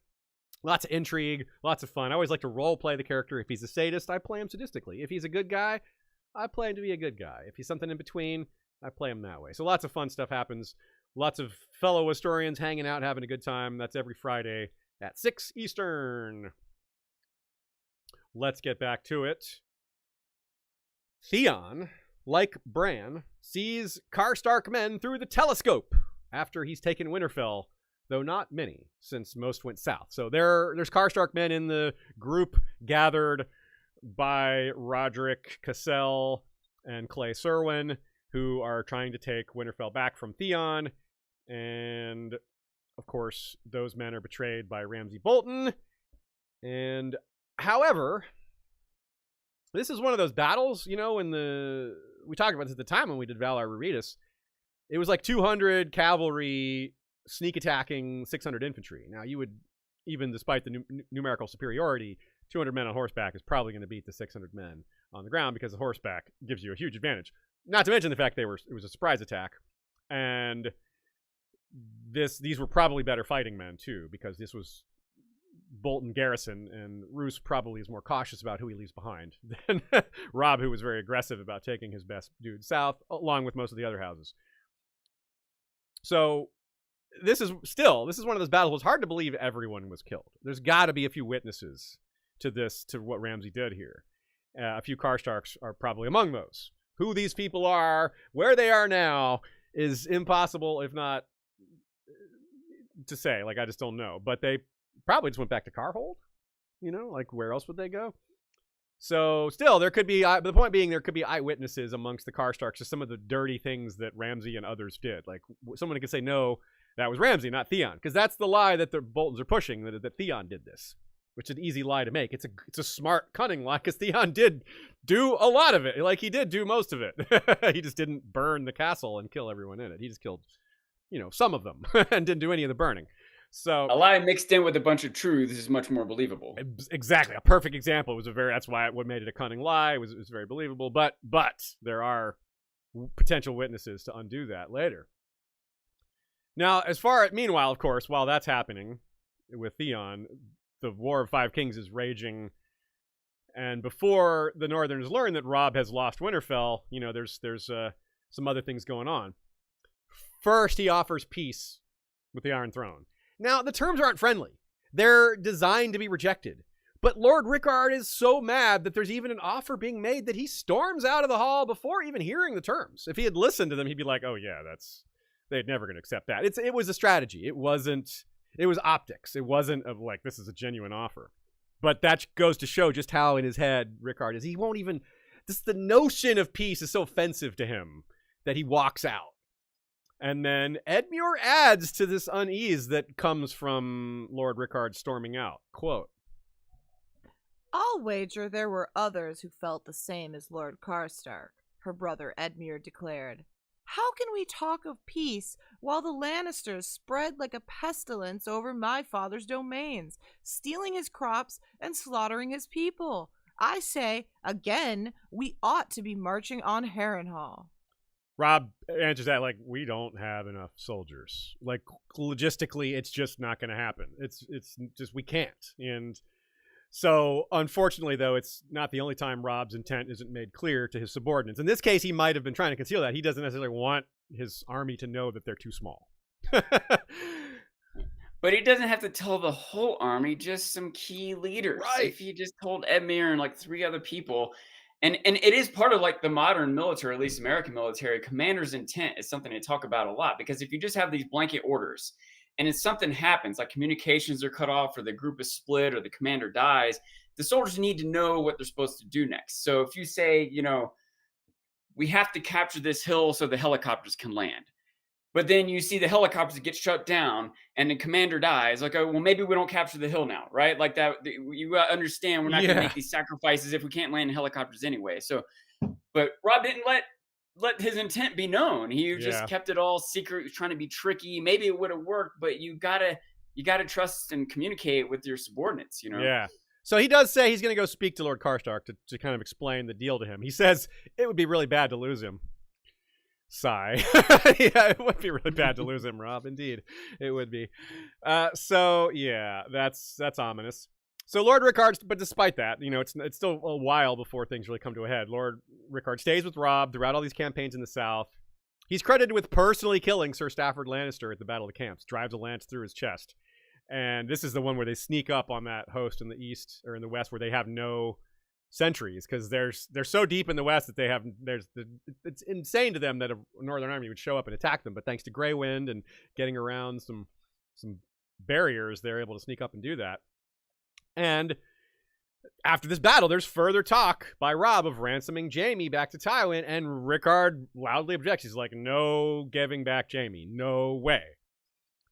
And they begin the plan to draw Tywin west by raiding up and down the coast. It's a brutal plan. We criticized it at the time because it's just, you're just attacking villages and stuff. This is gnarly. This is cruel. And you got to think that Lord Rickard was not pulling any punches when he was sacking Lannister villages. He was probably the most brutal. He was probably maybe not Vargo Ho-ish, maybe not as bad as Gregor, but he might have been. He might have been that bad. I mean, what's one of the worst things that Gregor did? Killed the Targaryen kids, right? Yeah. Unarmed kids that were basically prisoners, murdered them. Okay, what does Karstark end up doing, right? Same, yeah. I mean, now in this case, Gregor also tortures people to be like, "Where's your money hidden?" And he does that regularly. And rapes people. I don't know that Karstark is torturing people for money, but he's probably letting his men rape and not stopping them. I doubt. I don't. There's no reason to think otherwise. I would hope he's not, but I cynically would think he probably they're doing that, and he's not telling them not to. I would be curious how many lords leading armies in this world stop their men from raping. Well, the only one we hear about that is Stannis. Like Stannis stands out for that. Like I wouldn't think Ned would allow that, but it's not like we're told that. I wouldn't think Ned, for example, not everyone would I think they would allow it, but not everyone do I think they have like they're micromanaging their troops enough that they're aware of everything happening. Yeah. I wonder how much people are like, yeah, I'm not encouraging it, but it happens and they're not like paying close enough attention. Boys will be boys. It's a gray area. Like Tywin encourages it, kind of under the radar. Whereas someone like I would guess like Edmure is against it, because Edmure really cares about the peasants. Like he tried to bring them into Riverrun to protect them and stuff like that. Yeah, like I would guess that Edmure would be against it, but I would also think that he might be one of the ones that people could just be like, "Oh man, I didn't know, boss," and he'd be like, blind eye. Yeah, he might be. Yeah, you're right. He might let it slide. You want to think that some of the more protagonistic characters, like if Ned found out that his troops are doing it, he might execute them. Yes. And so his troops know better. Yeah. But maybe I'm being too optimistic about Ned or his subordinates or his awareness of what's happening in the battlefield. Stannis definitely gelded some of his men after the Battle of the Wall for raping. So we know what he does to people who do that. And it's not enough. It didn't, like, he had an existing policy, and it still didn't stop. Like, they thought they could get away with it, most likely. They thought they wouldn't be caught, or they're just insane. I don't know what was in their heads. That's not a place I want to be, in the mind of a rapist. But it doesn't work, though, this plan. They certainly have no trouble with the villages and causing destruction and devastation. But again, the lack of communication causes problems. Edmure is like, I'm going to stop Tywin from crossing. We're not going to give up 1 inch of ground here. And that's unfortunate because Robb wanted him to get past so that he would spend the winter in the West, using up their resources instead of the Riverlands resources. But yeah, didn't work. Davin Lannister, who we don't meet till, I forget if it's A Feast for Crows or Dance with Dragons. He swears an oath of vengeance that we don't find out till later, because that's his father. Stafford Lannister was his dad, so he's like, I'm not going to cut my hair until I kill Lord Rickard. When Jaime meets him, his hair is like just crazy, but he's like, I won't be able to get that oath of vengeance because Robb killed him first. It reminds me of, didn't Yokwa say he wasn't going to cut his hair until Winds came out? I think he's cut his hair. Yeah. Or has he? I don't know. I haven't seen him in a minute. I wonder if he's still keeping that oath up. Yeah, he's no longer Yoke Boy. He's Hair Boy. You're going to join the Khaleesi, Yeah. Why can't I think? What's the name of that tribe of people? Who's called Drago lead? Oh, the Dothraki. Yeah, the Dothraki. Dothraki. Thank you. Yes. Yeah. Yeah, I know. Yeah, they're in the other version of them is the Gothraki. They paint their eyes with that's why Jason Momoa did the eye black, because he's a Gothraki, not a Dothraki. So let's talk about Lord Rickard's betrayal. It all goes south after they go south so badly. So after the capture of Winterfell, Catelyn has her own moment of being overcome, like Rickard had, and makes her desperate play, releasing Jaime at the end of A Clash of Kings. Robb and his army are in the west when this happens, but they learn of it soon enough, early in A Storm of Swords. It causes a lot of uproar, but Lord Rickard is the most upset of all, and says this in response to Catelyn's grief, quote, Lord Rickard Karstark pushed past the Great John, like some grim specter with his black mail and long, ragged gray beard, his narrow face pinched and cold. And I have 1 son who once had 3. You have robbed me of my vengeance. Catelyn faced him calmly. Lord Rickard, the Kingslayer's dying would not have bought life for your children. His living may buy life for mine. The Lord was unappeased. Jaime Lannister has played you for a fool. You bought a bag of empty words, no more. My Torrhen and my Eddard deserve better of you. It's hard to kind of see Rickard's point here. Catelyn's play was desperate and not likely to work, and it didn't. It kind of did, but it kind of didn't. It worked better than Rickard would have thought, but it still didn't really work. And this is also a brutal irony. It says, like some grim specter. Well, who becomes an even grimmer specter of the two of them? Yeah. Catelyn does. She becomes even more vindictive and even truly undead. Unlike, she's not like a grim specter. She pretty much is. A specter's more like a shadow, but still, it's close enough. She's a revenant, by the undead classification. She's more of a revenant, but still, it's closer to undead than Rickard Karstark. So, and then Robb's relative leniency, like you brought up before, Sean, Rickard just loses it. He's like, what? How can it be a crime to kill Lannisters if it's not a crime to free them? All you're doing is putting her in a tower cell and saying bad mother. I kind of get where he's coming from. He's not going to execute his own mother, but it's not even justice. And the Starks are supposed to be known for their even, he's very absolutist with Rickard's punishment, but not with this, and I agree with him. Rickard did deserve to be executed. Maybe strategically it wasn't the right call, as we'll discuss, but he did deserve that based on the laws of the land, but Catelyn deserved more than just a stern talking to. Like, that's... I don't know what you're supposed to do if you're What Robb are you there. supposed to do with Catelyn? What do you think I her don't punishment know. could be? I don't know. Yeah, you're right. Like, That's I don't my know what it question. should have been, but... I feel like that was probably the harshest punishment he could have given her, actually. Is to Maybe, be kept away from him. She's not around any of her kids now. She's just locked away. I don't know. He can't send her back to Winterfell. It was captured by Theon. So, Yeah. like, he can't, what's he supposed to... Yeah, And she's even already if at he River did, Run. it's kind of a reward. She gets to just see her other sons, Yeah. Like, it's not really a real punishment, like, just being kept completely alone. Yeah. Say that was the harshest punishment he could have given her. All right? Give that same thing to me. That's what Rickard's thinking. Yeah, and Right? he throws that back in Robb's face, like, when things come down. But unfortunately, that's not the only crime he's committed. So it's not quite that simple. So, but he doesn't, before he kills those children, before he takes his 7 retainers and murders the 2 guards and then kills the 2 Lannister boys, he tells all his men that whoever brings me Jaime Lannister gets my daughter's hand in marriage. This is an awful, awful, awful thing to do for a number of reasons. One, it's a total betrayal of his daughter. It's also a betrayal of his living son, because thousands of people now can claim his daughter. Now, of course, it's not so easy to capture Jaime Lannister. Let's add that in there. It's not exactly an easy thing to do that he's putting out. But whoever, peasant, commoner, lord, whatever, whoever pulls this off, it could be Vargo Ho, who almost does pull it off. So this gives you an example of the type of men who he's opening this up to. This offer extends to the worst people.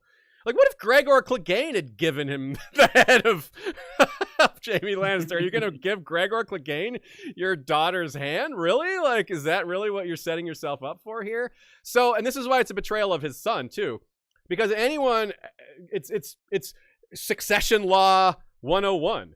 Kill the son, the daughter inherits, you're married to the daughter, all of a sudden like, this is what Bronn does to the Stokeworths. Like, they sort of incite him, and he's like, you're gonna pick a fight with me? In that case, I'm going to take your castle. But it's the same thing. You kill the guy, kick out the lady wife, take the castle, you marry the someone with the bloodline of that castle, and it's yours. And that's what Vargo Ho was gonna do. That's what other people were planning on doing. A bunch of different random Karstarks got this idea in their head. They went off in groups of 10 or 12. Like, whoever the leader of that group is, each of these batches of 8, 10, 12 Karstarks running off in different directions trying to find Jaime Lannister. Every single one of these groups is like one guy who's like in charge of that group. They're all like, I'm the guy who gets the girl. And all the other guys are like, haha, that's what you think. No. They're like, aha, I'm going to stab you in the back and take her for myself, which is probably true in a few cases. But most of them are like, no, once I marry her, all you guys, I bring you all in.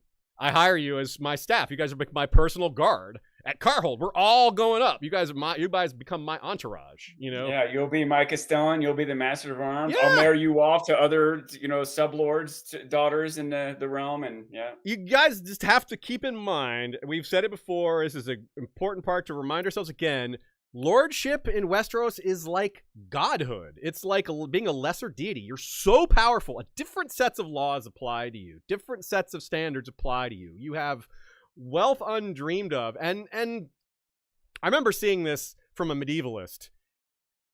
It's far more realistic to see a black person in a medieval show than it is to see a blacksmith rise to knighthood. Get that. Let that settle. Social mobility is more unrealistic than people from Africa being in Europe, which shouldn't be that rare anyway. I mean, you have Moors in Spain. I mean, if they're already in Africa, you have a land, you can walk to Europe from Africa, like not over the Mediterranean, but around, right? It's land, right? It's not the same thing. So anyway, and there are ships, by the way, so it's not that far to sail. Yeah. So social. So this is, I bring that up just to show Rickard's offer of not just upward mobility, massive mobility upward is unheard of. It's so rare to get this. Like when they're giving out rewards after the Battle of the Blackwater, this guy that like saved his lord, killed a bunch of people, it was a hugely heroic. All they did was made him a knight. That's still big. He got money and a little bit of land, but he's still not noble, for great service like that, for saving like a really high lord. It's so hard. I would say he probably it wouldn't save him from the Gregor Cleganes of the world, but he probably should have said any noble, any lord, maybe. Not that I'm against upward mobility in that, but I am against Vargo Hoats of the world and whatever, marrying Alys Karstark and becoming lords. I'm against the Bronze of the world doing it too, to be honest. Yeah, but, right? Yeah. So I don't know, but he still could have faced plenty of terrible Ramsay Boltons and Gregor Cleganes, and there's terrible lordlings that could have done it, but the pool would have been slightly smaller. Yeah. Yeah, agree. Yeah, so it was just insane. Like, this was just a bad... Like, I think when this happens, you can see it's a bad idea, but I'm not sure it registers with the average reader or even a dedicated reader just how insane this is, just what a big deal it is, and just what a chaotic thing to do it is. It's not as bad as Maegor, or right. Like it's not as bad as like legitimizing all your bastards. That could Aegon the Fourth, and a higher up power level too. But there is a flip side to this coin that I don't think it's worth it. I don't think it was correct to do, but some of the best might also be inspired. There might be some loyal Karstarks who want to avenge Rickard. Mm-hmm. Someone who maybe already was in love with Alys, or whatever. You could see that it wouldn't only completely always be the worst people. There might be some noble hero who thinks Jaime should die anyway, and Robb's not doing his job, and I'll just do it myself. Yeah. And maybe that's what Rickard was hoping for, dreaming of optimistically in his mind when he's already not thinking straight. But there are clearly there's all these negative things he was not thinking about that did happen. So yeah, and there's these contradictions in his decree and his attitude, because which makes sense because he's in grief and in rage and not necessarily thinking these things through. One of which is like, well, he doesn't expect to be executed or punished severely for what he does. Yet when it comes time for it, he's so aggressive about it. It's like he's mocking Robb. It's like he almost wants to be. It's like he's taunting Robb into killing him almost. It's like he is so lost to sense and so bereaved that he just doesn't care. Because he can't fulfill this offer if he's dead. And that's what ends up happening. He gets his head chopped off and is like, well, how are you going to give Karhold to give someone your daughter's hand in marriage if you're not alive to do that? So yeah, like, why not? I think it goes back to the way I was putting it earlier, is he's become kind of nihilistic. He thinks just nothing else matters. He thinks that everything I thought would happen a certain way isn't happening in that way, so I should be killed for this, but I don't think I will. Like, he's almost like outside of himself. Yeah. Right? And I think he literally doesn't think Robb will kill him. I think if you're going to let Catelyn do this, then you're not, I don't know what you're going to do, but I don't expect you to do the right thing. And I'm going to goad you into doing it, even if it means my own death. But he doesn't even think it'll mean his own death. Yeah, or maybe he does. It's unclear. Like, I go back and forth on that. Like, I'm not sure. But he's saying things that are so rude, so lost to sense, so just like vindictive and just aggressive and not logical, insulting that even Great John has had enough and hits him while he's just kneeling and bound. And this is the response. Are we at Lord Karstark spit out a tooth? Sorry, yeah. Lord Karstark. Lord Karstark spit out a broken tooth. Yes, Lord Umber, lead me to the king. He means to give me a scolding before he forgives me. That's how he deals with treason, our king in the north. He smiled a wet red smile.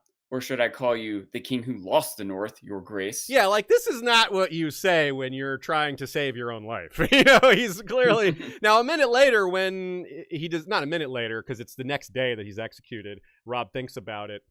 And they argue for it. Like, Edmure's like, maybe just hold him captive, and, that'll keep the other Karstarks loyal. And Edmure's like, yeah, maybe we can't afford to lose him. If you execute him, like, we're going to lose them all. Like, we can't afford to lose him. You said yourself we can't afford to lose these men. And Robb is like, nope, I got to do it. He killed my honor as well as I have no choice. He's like, I disagree with you, Robb. I think a lot of people disagree with you, Robb, there. You had a choice. Interesting, too, another point, like, about Karstark, whether he wanted to live or wanted to die, is he could have asked taking the black. He didn't. Like, he lives close to the wall, and Robb would definitely not have said no to that. Robb would have said, okay, yeah, that's what Northerners do. Like, you ask for the black, especially a noble, you let him have it, Was it brought up, the idea of Robb just sending him to the wall? Did that anyone suggest that even? Because I No. wonder if that had come up, if it would have been considered. And on some level, I still think it was a mistake, but I don't think it's this obvious mistake that Robb made, because you might lose just as many men by not executing him. People, even if they don't like immediately abandon your army, you might just lose their loyalty, their commitment, their dedication. You know, they when things start going rough, they remember, like, I don't know about this Robb guy anyway. Like, lets himself be insulted in front of everyone. Like, what kind of man? What kind of king? I can just see the other way it would have gone if he didn't. Isn't just this perfect solution either. He is. You're right. He's very much caught in a rock and a hard place here, and he gets really this is his most frustrating moment as king. He takes his crown off. He's like, why would anyone ever want to be king? You know, he's very upset. And I have a question. Do y'all think that sending him to the wall would have been the right choice, or do you think it just also has its flaws? I think if Robb knew the severity of things on the wall and the importance, I think he would have done it. I think he would have seen we need every man. I think it just shows that he doesn't really know how important the wall is. If he's just killing men, I think you send him up there. Yeah, maybe. I mean, I don't know. He might have caused problems for Jon. He could have refused. He might have been like, no, I don't want to go. You know, but he does at least, you know. Yeah, it's unclear what he would have done. Sending him to the wall. Sending him to the wall might not cause all the Karstarks to leave, just some. So it might have been better in that angle. It might have been better in that he or another trouble would be, he can't just send him to the wall. He's got to send people with him to get him to the wall. Yeah. Well, that would only be a few people, and not necessarily. If you force him, if he takes the oath, he'll go do it. I mean, they would probably trust him to do that, but maybe not. And I don't know if Robb or anyone thought this through, but let's just say he sent 5. What if some of the Karstarks like, let's go free him, let's go catch him on the road, and we'll get our Lord back? That's possible. That's happened before, right? I think you're gambling on his honor, really. Yeah, which they might not trust anymore. It is not a good gamble right now. I agree. Yeah, it might not have been a good gamble. You're right. Anyway, so let's move forward here. There's a parallel here with Catelyn and Rickard, in that the way they react to what's happened to their children.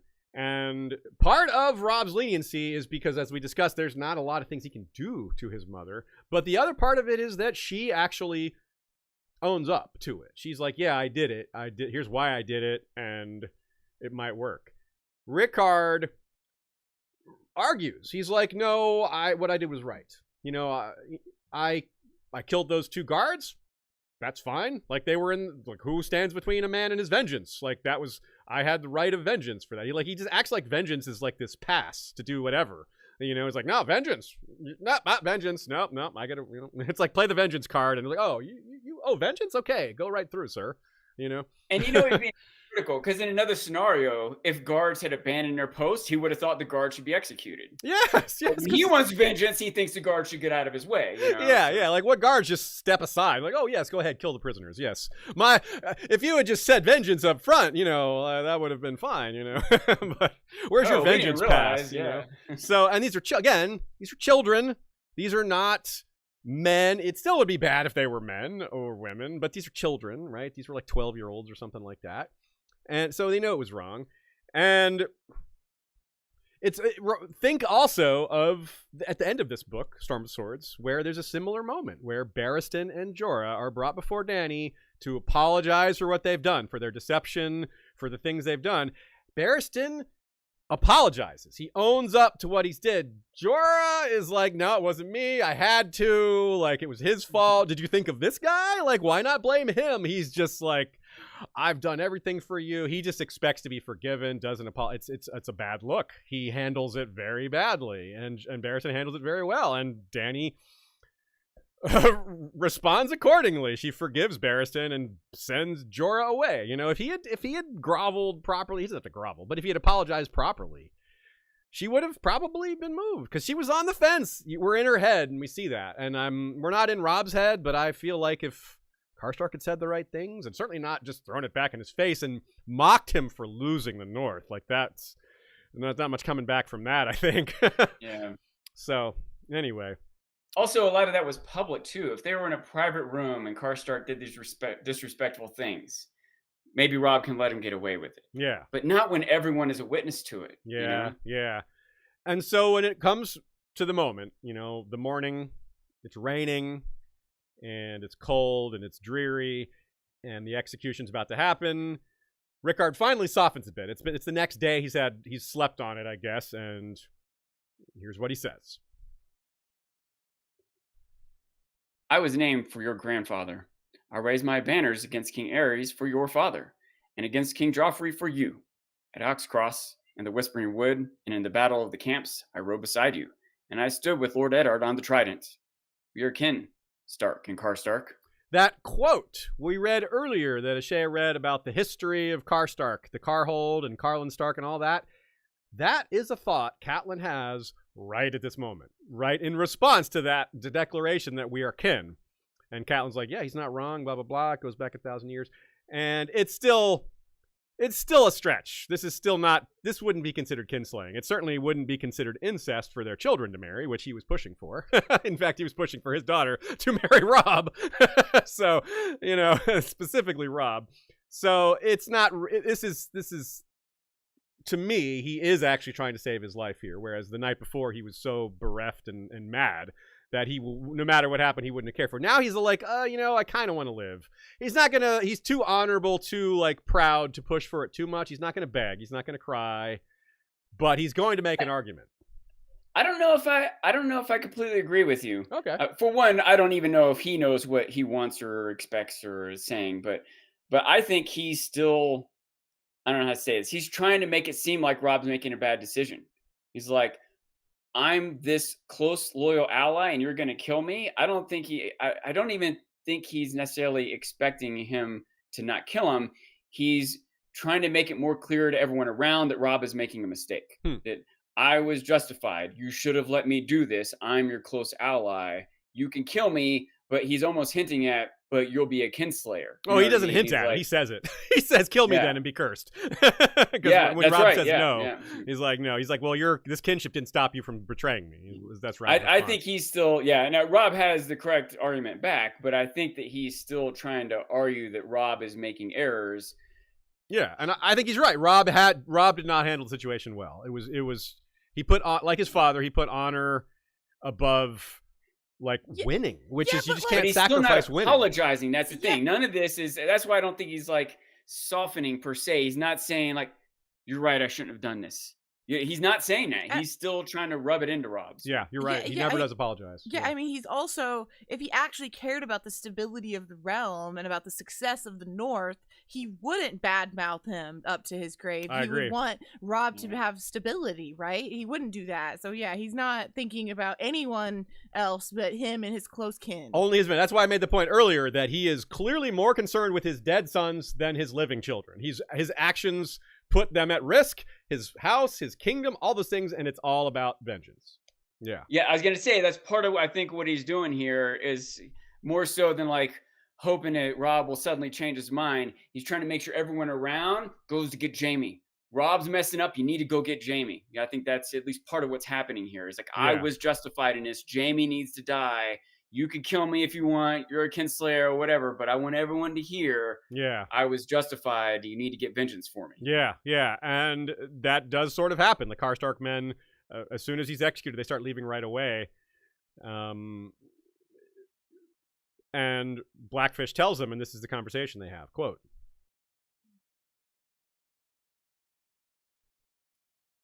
"Will they reform away from Riverrun?" asked Robb. No. They've scattered, hunting.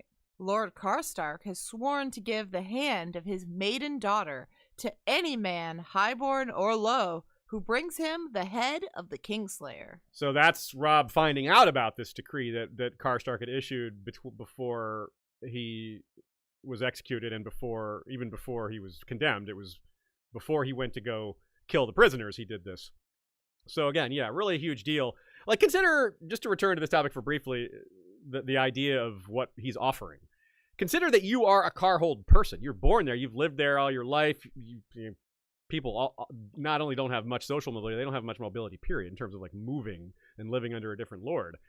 So the idea that you could ever marry into your lord's family is just unthinkable. You wouldn't even cross your mind. I mean, it's almost like the modern equivalent is I don't know, some famous pop star is like, whoever brings me the head of this guy or brings me something. That would be a little much for modern times. Bring me the head of somebody, but like I don't know, Lady Gaga is like, whoever does this will marry me. I will marry them, you know, and she's serious, completely serious about it. It'd be like the rush to accomplish this task, whatever it is, would be immense and insane and chaotic. And yeah, it would be something. Wasn't that like that Owen Wilson movie that happened or whatever? Was there a movie like this where that really? Yeah, Jennifer was, Lopez. Yeah, it was that movie with J-Lo and Owen Wilson. It says the pop superstar Kat Valdez is about to get married before an audience of her loyal fans. Seconds before the ceremony, she learns about her fiance's cheating ways and has a meltdown. And so she sees a total stranger, Owen Wilson, in the crowd, and she marries him on the spot. She picks him out and marries him. Apparently, I haven't seen this movie. I just That's so funny. Yeah, it's like that. No. How lucky for Jennifer Lopez. Yeah. Yeah, right. Owen Wilson, what a catch. He's a big movie star. It's not. I was really lucky. Like it was. Anyway, how did she not know who he was? Anyway, so there's one Karhold daughter of this generation. Like the idea that you to use Stannis' language later, some base-born man-jack thinks he has a chance to marry Alys Karstark? Hell no, it's not even on the table. But actually, it is on the table. You know, like, wow. And she was first betrothed to Darren Hornwood, right? The guy that... a lordling, the heir to Hornwood. Like, this is who you would expect her to marry, someone of that rank. And, yeah, anyway. But... This letter, there's a little bit of a confusion here because Alys tells Jon that after Darren Hornwood's death, Rickard sent her a letter saying, we'll find you a good southern lord to marry you to. So this deepens the betrayal that he goes back on that promise. Like, you know what, I'll find you some person to marry. It won't be a southern lord. It might be a lord, but the odds aren't good.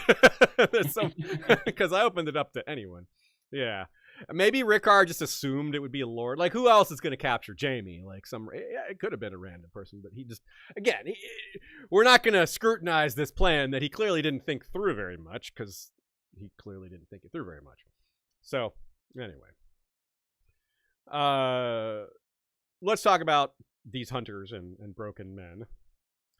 They appear everywhere. It's not just Karstarks, but it's mostly Karstarks because they're the ones who receive the offer initially, and then by the time probably word gets out, word is also going to have gotten out that Karstark is dead and unable to fulfill the terms of that contract. So folk who lived for generations in Karstark lands are now like just rampaging all over the south, looking for Jaime Lannister just everywhere they might go. Groups of 10 or 20, like I said, they're just all over the place. It's Karstark men who show up at Acorn Hall. Remember, Arya goes around the Riverlands, and then one of those places she goes is Acorn Hall. That's where the woman dresses her up and says, you know, I had a daughter your age who died young and all. It's very sad. And she says, yeah, some dudes in white suns and black cloaks showed up, and we sent them on their way with some crossbow bolts, you know. They were asking if we had Jaime Lannister in there. He's like, well, he's not in my bed, you know. All that stuff. And that brings us to Vargo Ho, right? Because we know this is just one example. This is the example George gives us of these roving bands of men, but it's implied. Well, not just implied. We know there's lots more of this happening. This sort of thing was happening all over the Riverlands. So Hoat himself specifically tries to claim this offer. When the Brave Companions capture Jaime, it kicks off kind of a confusing series of events that George recognizes as confusing. So he basically has Roose explain it kind of straightforwardly at dinner with Jaime and Brienne. He tells Jaime that Vargo Hoat would never have ransomed you back to your father because he needed safety.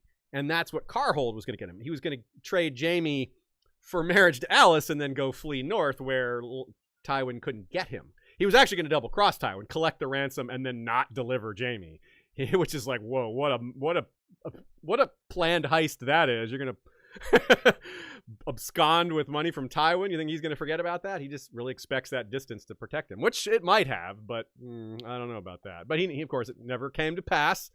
So yeah, the point being, he needed safety more than he needed money, but he was going to try to get both. So I don't know that he expected someone quite so terrible as Vargo to try to take up this offer, but if he had thought about it for like 10 seconds, it would have been obvious. But it was also something that Vargo didn't realize. Vargo basically tells his men in front of Roose that he's going to do this. He's like, I'm going to cheat Tywin and give the hand, to Lord Karstark and get Karhold. And Roose is like, a fine plan. However, Robb already cut Lord Karstark's head off, so you're not collecting anything. And he's like, oh. And Vargo doesn't have a response to that. So you're like, well, what am I going to do? Well, I'll tell you what he's going to do. He's going to forcibly marry Alys and kill Harrion. That's the plan. That's the plan that I outlined before. It's a pretty straightforward plan for anyone who has this lack of scruples enough to pull it off. And guess where Harrion Karstark was imprisoned for a while? At Harrenhal. But before Vargo could kill him or put all this together, Roose had taken control, and Roose set Harrion free, seemingly to continue the war. But what does Roose do? He's like, take most of the Karhold men, take these other men that belong to houses that I want to weaken, and go attack Duskendale. And then he later pretends that he had nothing to do. It's like, yeah, it was more grief. It was I forget which house it was, the ones who ruled Torrhen Square, that they were lost to sense and just wanted revenge and did that, and it just didn't. They all got slaughtered. They got attacked by Gregor and Randall Tarley, who Talhart.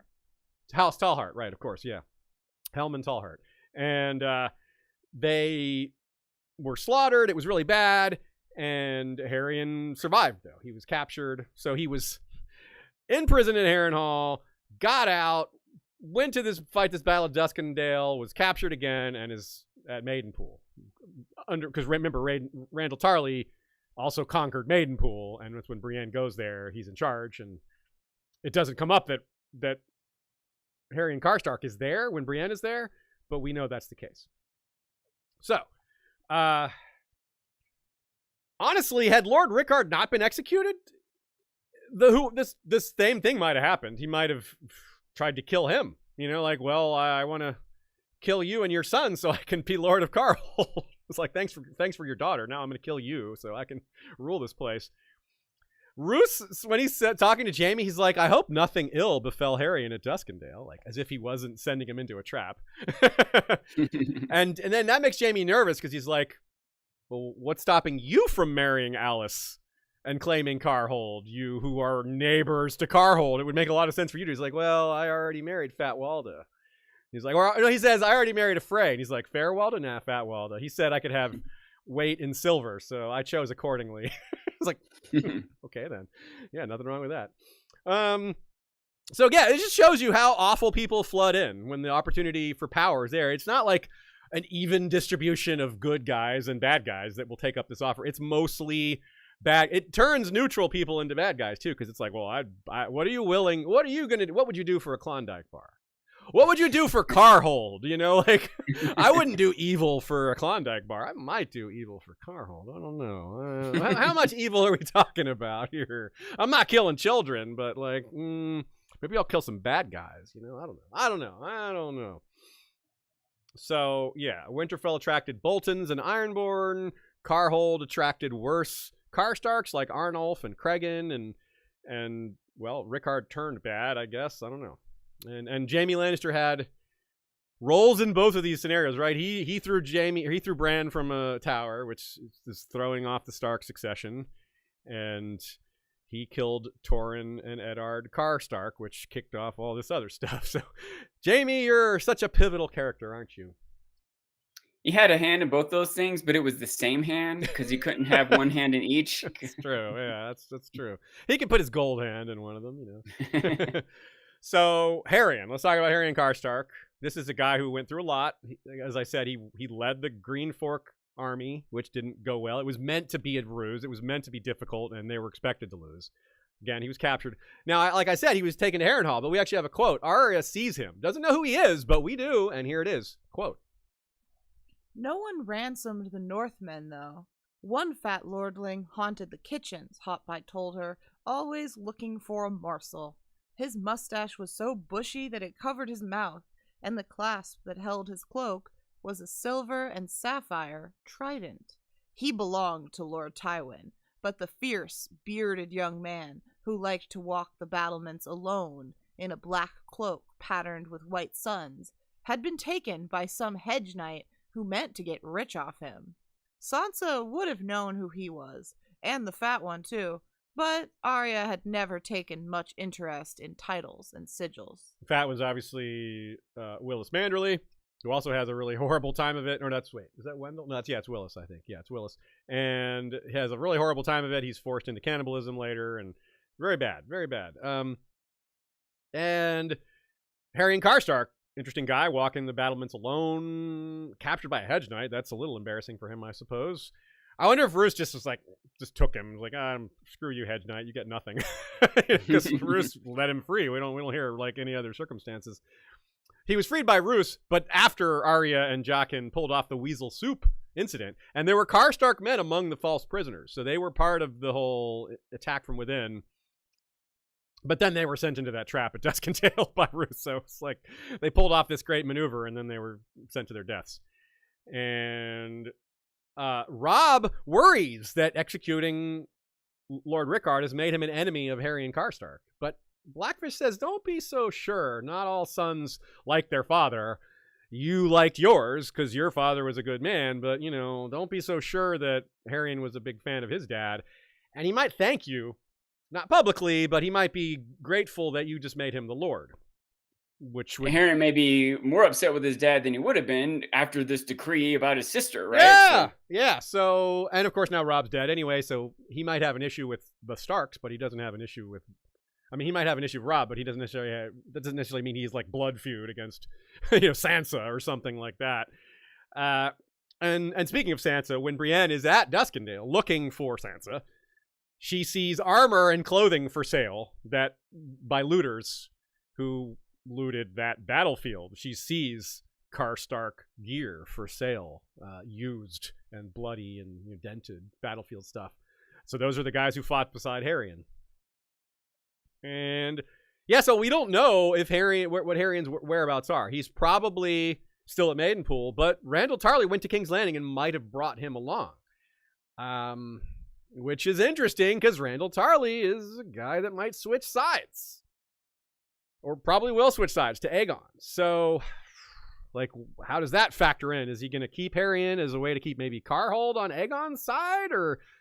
I don't know. That's an interesting consideration. I haven't really considered the North all that much in terms of Aegon because it's so chaotic right now. Stannis is up there, and I don't know that they're going to be fighting the South so much if they're so busy.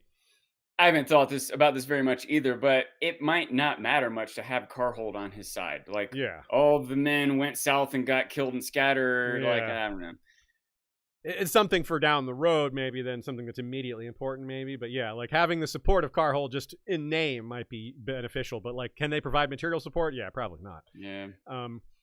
Either way, it's interesting that he's in the hands of someone who might switch sides, and that could change his outcome. Now, I doubt he's in any more of danger of being executed now, but that was the idea. The reason Arnolf Karstark declares he's on Stannis' side is not because he wants to support Stannis. It's not because he thinks Stannis is going to win. It's because by taking sides with Stannis, he expects the Lannisters to execute Harrion. Doesn't work. Does not work. But that's why he does it, according to Alys. And Arnulf's behavior later really makes it pretty clear that, yes, Alys was telling the truth there. So, He's actually tries this multiple times. There's a couple of times where he tries to get them to execute Harrion, tries to get them to execute Harrion at Harrenhal, and then again, it just doesn't work. Now, remember, Jaime actually orders all prisoners taken at the Red Wedding and thereabouts to be sent to King's Landing, which includes the Great John. Now, we don't know if this has actually happened yet. It probably hasn't yet, and the phrase might say no. They might try to delay or hold on to him longer, but they might just say, okay, fine, here he is, which that opens up a whole can of worms there because the Brotherhood Without Banners could free him on the way as they're trying to maybe free Alys Westerling and Edmure. So All sorts of possibilities there. And if Great John does make it to King's Landing and is in prison there, maybe Harrion is too. And it'd be kind of an odd reunion of Karstark and Umber in the black cells of King's Landing. That would be kind of strange. And very, very far ahead, looking ahead, if Harrion gets out of this, if Great John gets out of this, if they ever get to return north, we know what they'll be doing. It won't be any easier. They'll be fighting the others, most likely. So if they survive to that point, doesn't get, the road ahead will be, well, snowed in, we'll say. Now, Alys, it is such a daunting tragedy, this whole thing. All the struggles everyone's gone through is just the beginning. You don't even know how much worse it's going to be. Yeah.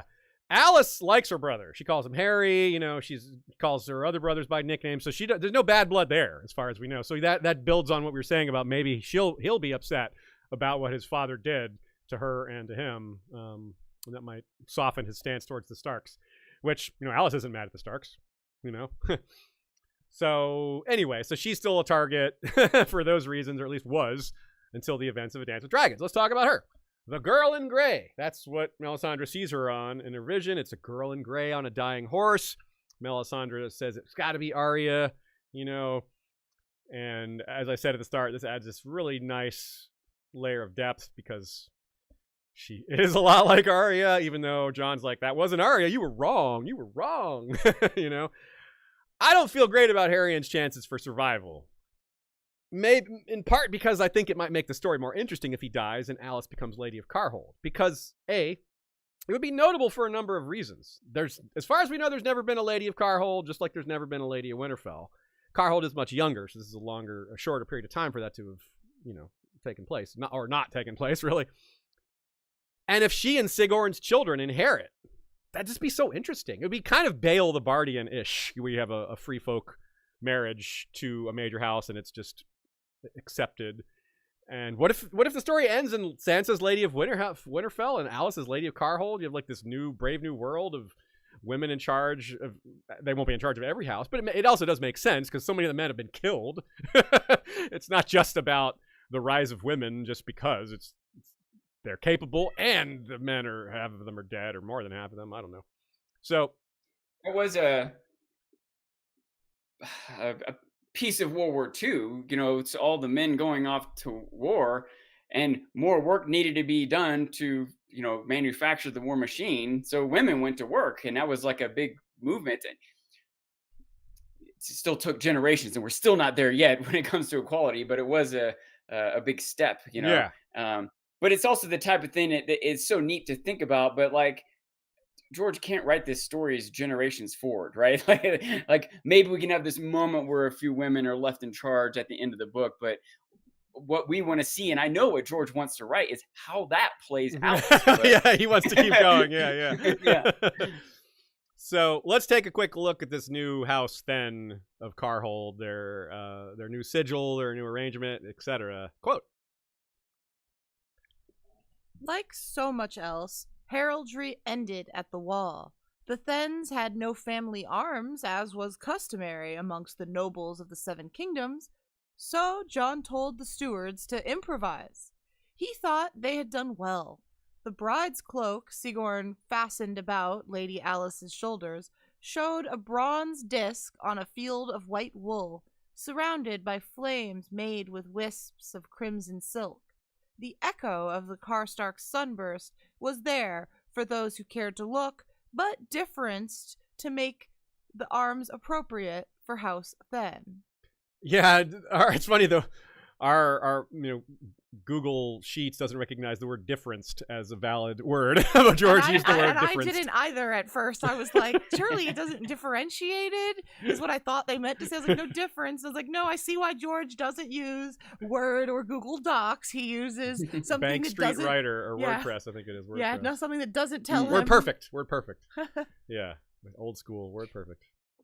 I wonder, by the way, if those flames were influenced by or meant to influence Stannis and or Melisandre. Right? Probably, yeah. The marriage was done. Yeah. Like she was the one who officiated the wedding, and the Queen's men are there, and it's a marriage. Yeah. I agree. I think that's part of it. Yeah. So it's interesting because Karhold, the Karstarks, that's a cadet branch. This is now a cadet branch of a cadet branch. Although right now it has no lands, so if it never gets lands, it won't survive. It won't last into the future. But as we've shown, it wouldn't take much for Alys to inherit Karhold, because Harrion's life is very much in peril, and even without his own kin trying to get him killed to steal Karhold, he's still in a lot of danger. So, and that danger seems to have passed, as we'll explain, in terms of his own family trying to get him killed, since it's clear that Alys doesn't. Although, who knows about Sigorn? I don't know. This guy seems like he might be decent, despite being the son of the former Magnar of Thenn, who was not decent. But we really don't know. This guy, we know very little about him. So, do we know how old he is even? Is he a teenager? No, he's losing his hair. So you can lose your hair young, but that kind of implies he's a little older than that. Maybe 20s, late 20s. His hair is receding. He's got a receding hairline. That's one of the only descriptions we have of him. He's a big guy. I don't think he might not have a beard yet, though. I think he's youngish, but not young. Not like Jon's young. Not as young as Alys, who's 15 or 16 in that scene. So the current Karstarks, I don't know, the way they if they keep behaving the way they have been, it might give the house a bad name, for a while. Maybe it's something they can get past or rise above eventually. But yeah, kinslaying, trying to kinslay, maybe not successful kinslaying, and what Lord Rickard did was treasonous. A lot of people see that negatively. But after him, there's Arnolf and Cregan, who we'll talk about here. They're a big part of this last bit. They don't do much to make up for Rickard. Right? No, they're worse. They're worse than him, I'd say. At least Rickard was loyal for a while and was a good soldier and fought beside Robb. He had good ideas for a while. He was good till he wasn't, right? These guys were never good. And when he wasn't, it was under awful, terrible circumstances. Yeah, right? bereaved. His grief was real, right? You wouldn't do the things he did, but you get why he's just so bereft. He wasn't doing the things he did out of some sort of greed or manipulation or something. He was just emotionally distraught and driven insane with vengeance. Yes, a very different look than what Arnolf and Cregan, who are driven by ambition and greed, and as far as we can tell, that's all. So they're definitely, with these guys coming to the forefront, it's quite a bad look. Now, so Cregan shows up at the wall wanting to marry Alys, but it's too late. Alys has already married Sigorn because she's told Jon what's happening. He's like, well, we got to get this. Well, I know what to do. Let's get you married, and then it'll be too late. And he's smart. He meets Cregan down on the road, so he can't ask for guest right. He's like, I'm gonna go walk a mile down the road and get you as you're coming up, rather than let you arrive and ask guest right, which would be hard to say no to that. So it was a pretty smooth move by Jon. But before that, other people are trying to marry Alys. They're like, Alys Karstark, huh? Karstark, you say? Other people sniffing around like, how far down the line of succession is she? Oh, really? Only an imprisoned brother ahead of him in the line of succession, you say? Or her, rather. Interesting. So, even Sir Patrick of King's Mountain, the guy that tries to kill one to get Val, that doesn't go well. He tries to marry Alys. He's like, I lost my lands in the south. I lost King's Mountain, presumably. And, which, by the way, I think I pointed this out a few times. Ashay and I passed King's Mountain many times driving. You drive north on, I think it's I-85. You pass Kings Mountain from I think it's in North Carolina. Anyway, and George did name it after this person because Sir Patrick is like a real person, a friend of his that he lost a bet with or won a bet with. I forget which it was. I think he won the bet, and that's why Patrick is in the book getting killed. So yeah, Jon and Alys get along really well, which is, it's partly because of the Arya vibes. That's part of why they get along. He wants to get along with her. He likes her right away, and she likes him right away. And, under other circumstances, maybe they could have gotten married. But obviously that's not a possibility for the Lord Commander of the Night's Watch. And she's got 200 Thenns now, because that's what Sigorn had with him. So she's got a little small army now. So she's no longer, threatened by 6 Karstarks. They're going to come try and kidnap her. That won't happen. She's there when he gets the first letter from Cotter Pike, the letter that says, I'm going to Hardhome, but not the letter that comes describing how awful it is and the big fallout of Jon getting stabbed and all that. She's gone by then. It's almost too bad she's gone by then, and also a good thing, because we do not need any more people there to throw off the confusion of what's everybody going to do. Like a whole nother group of people with 200 Thenns, like a whole nother, factor. Contingency of, who might have. But they would have probably been on Jon's side. So maybe that would have been good for him. So, yeah. Anyway, and she thinks that they're going to open the gates to her. She's like, I'm going to Karhold. I think they'll open the gates to me because I'm the lady of Karhold.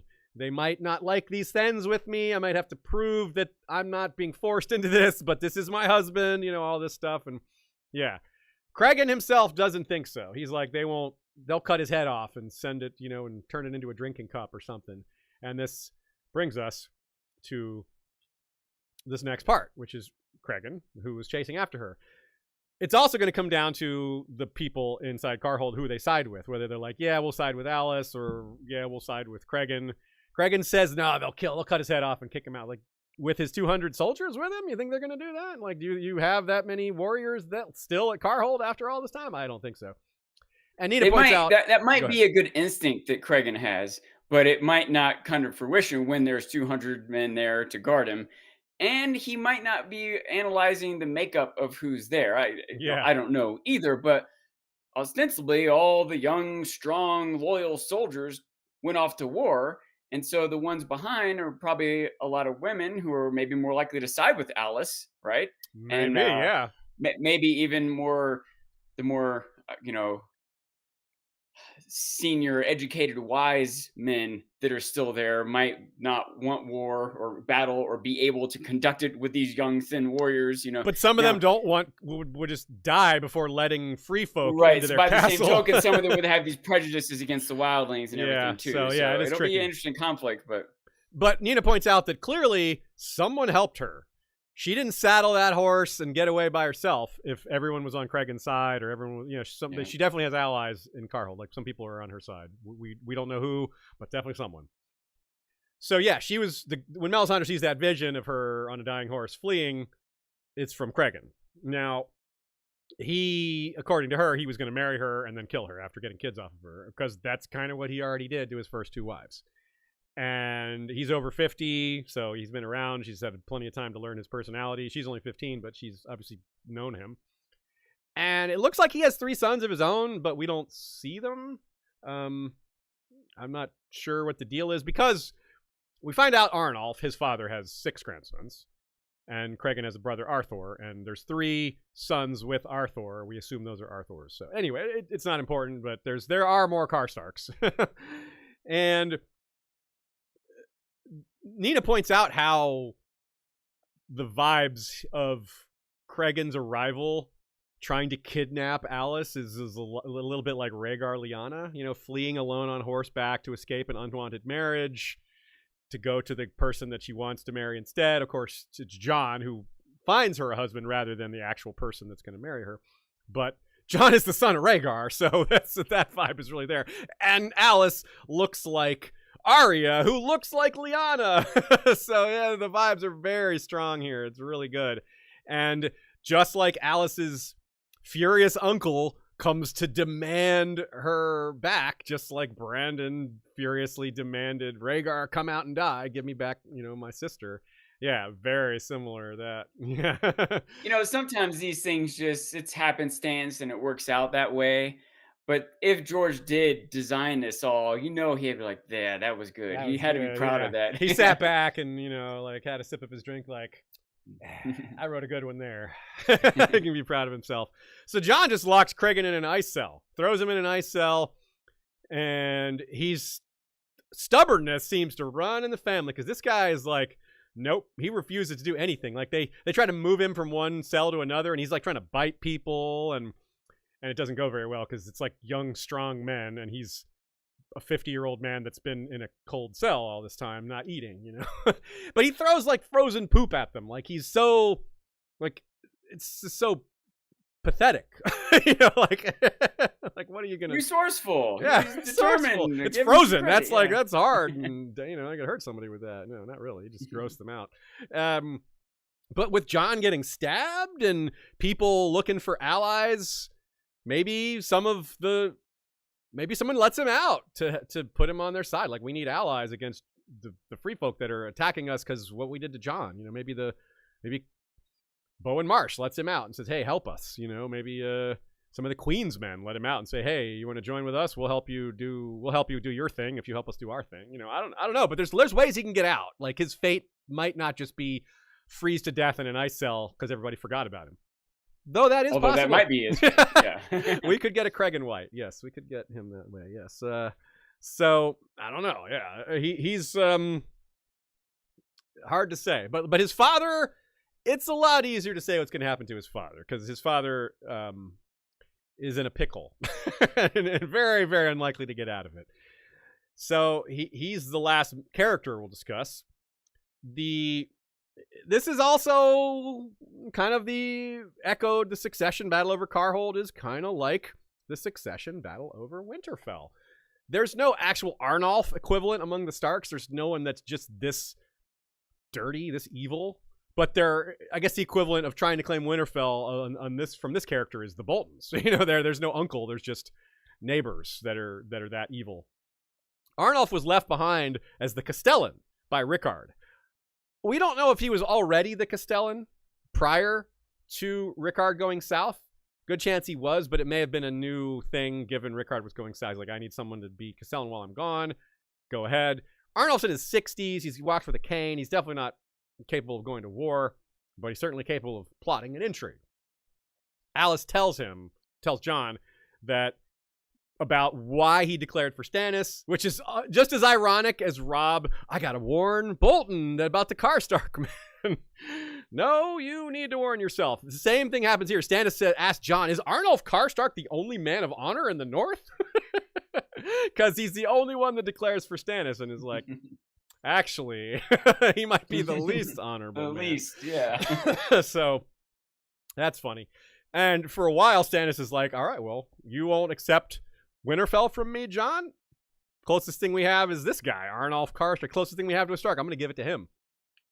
Yikes. No, that wouldn't be good. No longer is that a thing that will happen. So no worries there.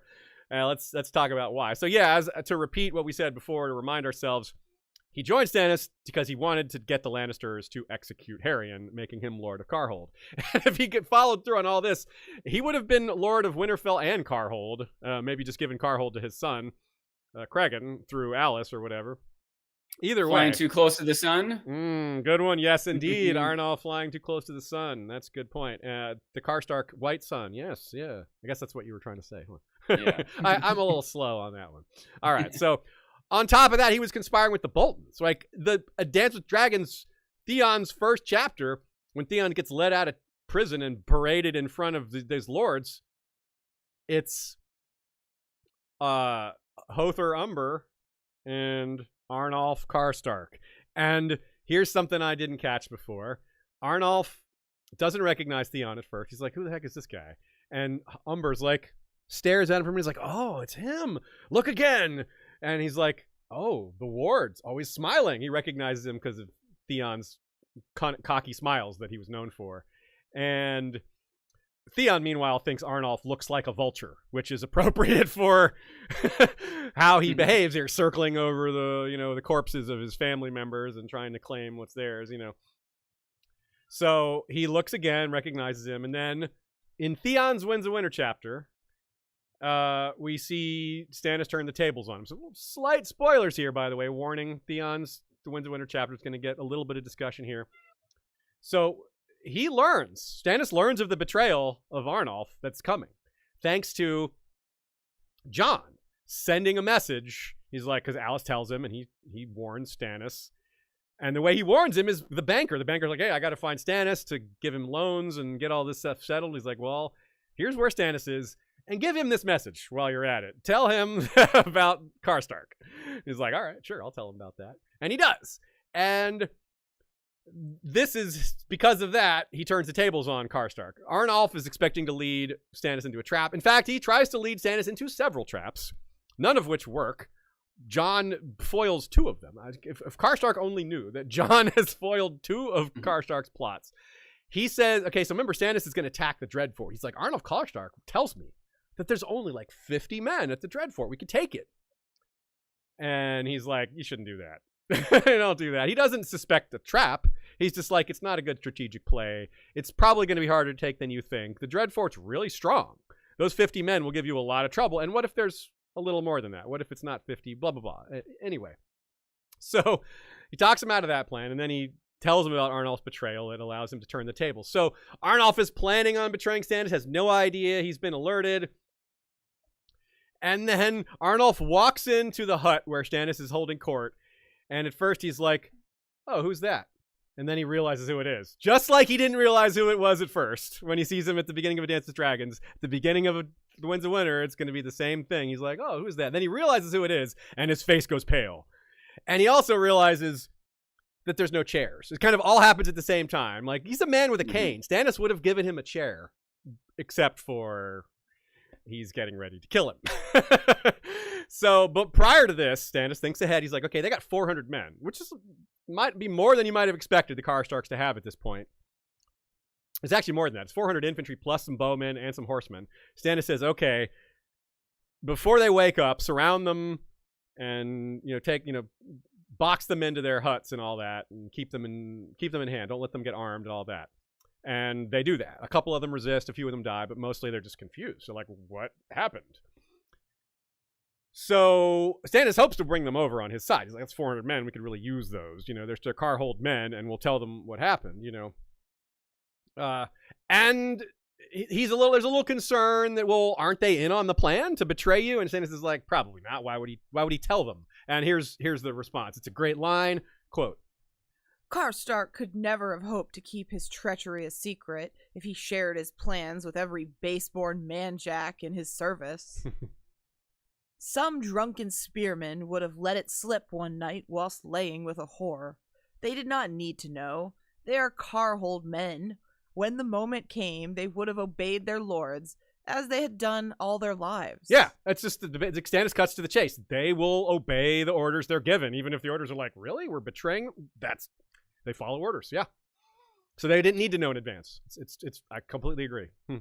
And this is another perfect example of something a Ben Franklin quote I give all the time is 3 people can keep a secret if 2 of them are dead. Yes. That's not an exact quote, but that's the idea of it. Like, he wouldn't have told the whole army, And now here's Stannis probably not making the mistake Robb did.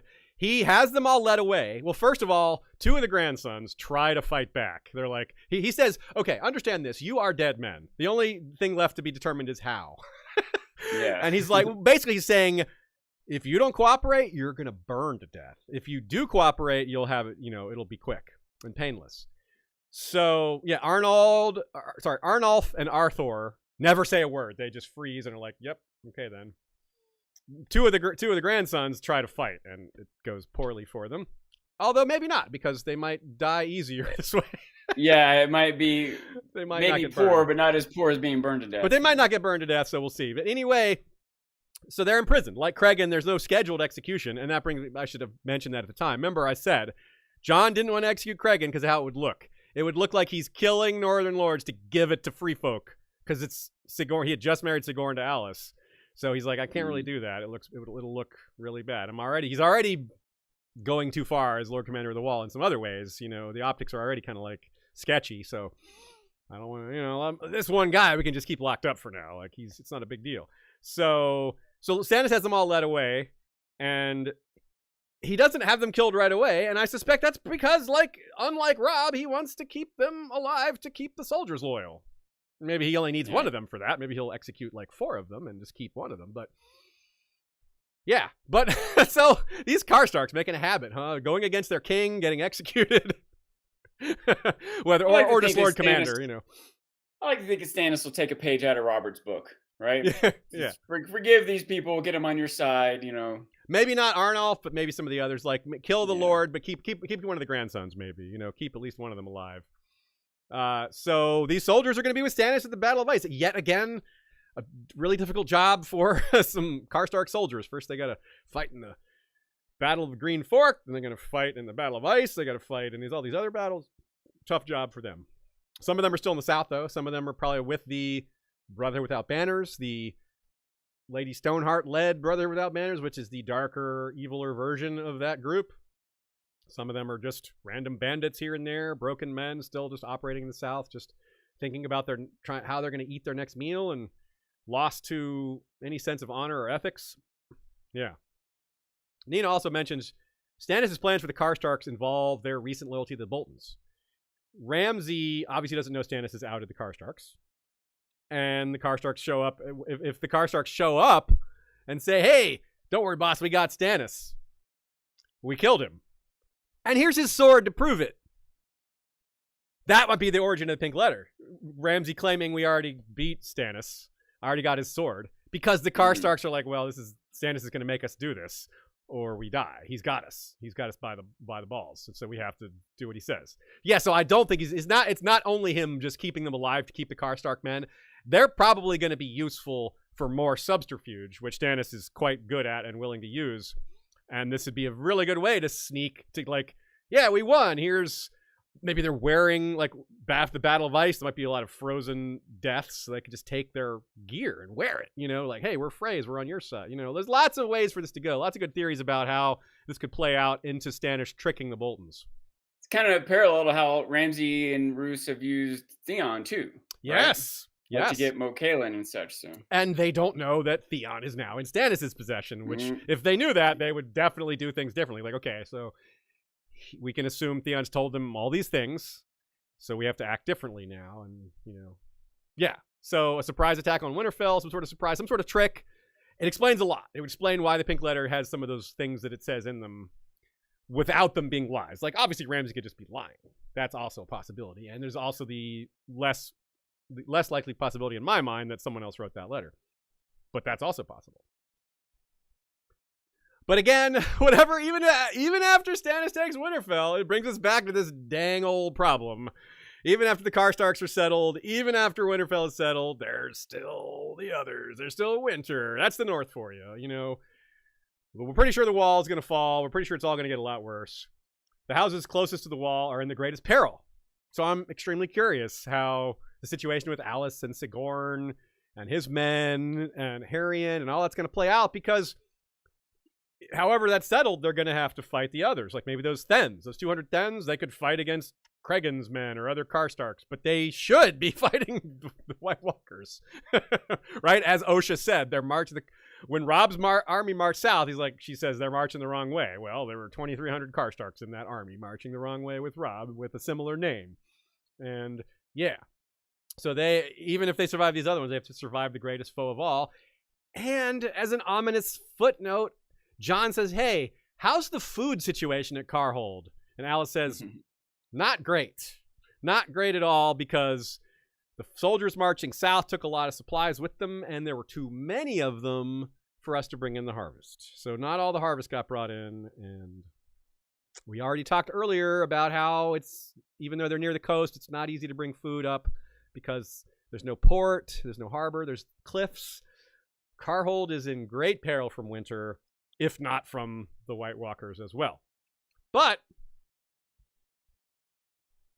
perhaps this is also a silver lining. Perhaps this is what will reunite Karstark and Stark. Right now, things aren't great between those two houses, but the greater foe might bring them back together. Jon and Alys showed it can be done. It showed that they can work together, they can get along really well, and do some good. He tells her to send. He says, "Hey, Alys, if your stores are running low and your men are starving, send them to us. We'll put them on the wall. We'll put them to use here. Rather than the snow death march. The thing that Northerners do when there's no food. The older men will just leave and say, I'm going out hunting, and then they're, with their intent being to freeze themselves to death so that they're no longer a mouth to feed. Alys specifically points out that that is definitely a tradition at Karhold. It's not just a thing in the North. It is a thing in the North. But like a lot of things in the North, the farther north you go, the more common these Northern traditions are. And as we've said many times, Karhold is about as far as it gets. They're only like second or third farthest away from the wall. So if both houses survive what's to come, it will likely be because they work together. We saw how badly events turned out in the South when they split apart. Stark and Karstark need to be together for the others to be defeated, I think. And that's our episode, folks. Cannibal the Dragon says, could this be a clue of things to come? You have the winter sun in the beginning, and now you have the sun that looks like the warmer sun. It could be a little I like that. little evolution of the sun's role in the north. And, the black sun kind of sounds like white sun over black is like the long night, the sun in the midst emerging from the long night. But this is even better. This is a little farther down the road. Good call, Cannibal the Dragon. It is a little more summer. It is more summery, that sun, than the winter sun. The trivia question was, again, what is Harrion's nickname according to Alys? Harry. Yeah, simple as that. Yeah, Harry the heir, just, different heir. He is Harry the heir. Well, no, actually, he's Harry the Lord. He just hasn't achieved his inheritance yet because he's stuck in the south. Yeah, he sure is. All right, folks. Next week, we're going to do another of our Topic Smoot episodes, but I'm not going to tell you which one yet. And we're getting close to House of the Dragon Season 2 season, which means which means we'll be doing some episodes that deal with that era and have topics that are related to that. So we're getting soon into that point, but for now, we'll keep doing what we're doing. Some episodes that relate to this one that might want to check out next to keep you immersed. Our Weirwood tour. There's 2 of them. 2 episodes. Weirwoods Part 1 and 2. That includes our every weirwood we know of, discussion of it, and theories on our genetic component to the looks, which we explain in that one. Of course, Theon's Winds of Winter chapter is a chapter we've reviewed actually twice over the years. So one time way back when it came out and another time a few years ago. The Battle of Ice with Jeff Hartline, a.k.a. Brendan Beefish. There was a 3-episode set we did back in, I think, 2014 that's still pretty darn relevant. So if you want to hear more about Stannis' plans and the Karstarks' role in that, as well as the other houses like the Freys and Boltons, definitely check that out. And our episode, Battle of the Trident. Less Karstark in there than most, but certainly was relevant to what we talked about today, given the North rising up and fighting for Robert. I'm talking about the time of Aerys. Battle of the Trident was one of our more popular episodes of the last half year or so. If you didn't catch it, well, do so now and see what the fuss is all about. Thanks to you all for checking us out. We really appreciate your support. We are an independent podcast. We cannot survive without help of our fans, our listeners. It is vital to our existence, and we're appreciative of those of you who pitch in. Thanks as well to those of you who help the show. Nina, great help again. Amazing notes. Check her out at goodqueenalley.tumblr.com. Joey, Jesse, and Bran, and Michael Klarfeld for all their work on our music and videos. I'm so excited for y'all to see Bran's new House of the Dragon intro that he's doing for us, Season 2. His first one was great. This one is built off of that greatness. And like this map behind me, you can find Michael Klarfeld's work at klaradox.de. That's claradox.de. You can pay for the file, whatever map you want, and then go take it to your local print shop. Have it sized however you want. It gives you a lot of options.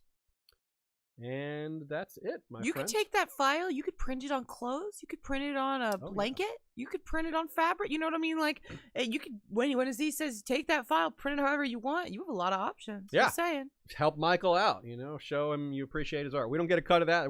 Michael's done so much for us. We want to try to do a little for him. We're friends. Simple as that. It's a drop in the bucket for what he deserves for the sheer amount of maps he's created for this fandom. I mean, it's a steal of a price. Yeah, they're like honestly. $25. They're really affordable. So yeah.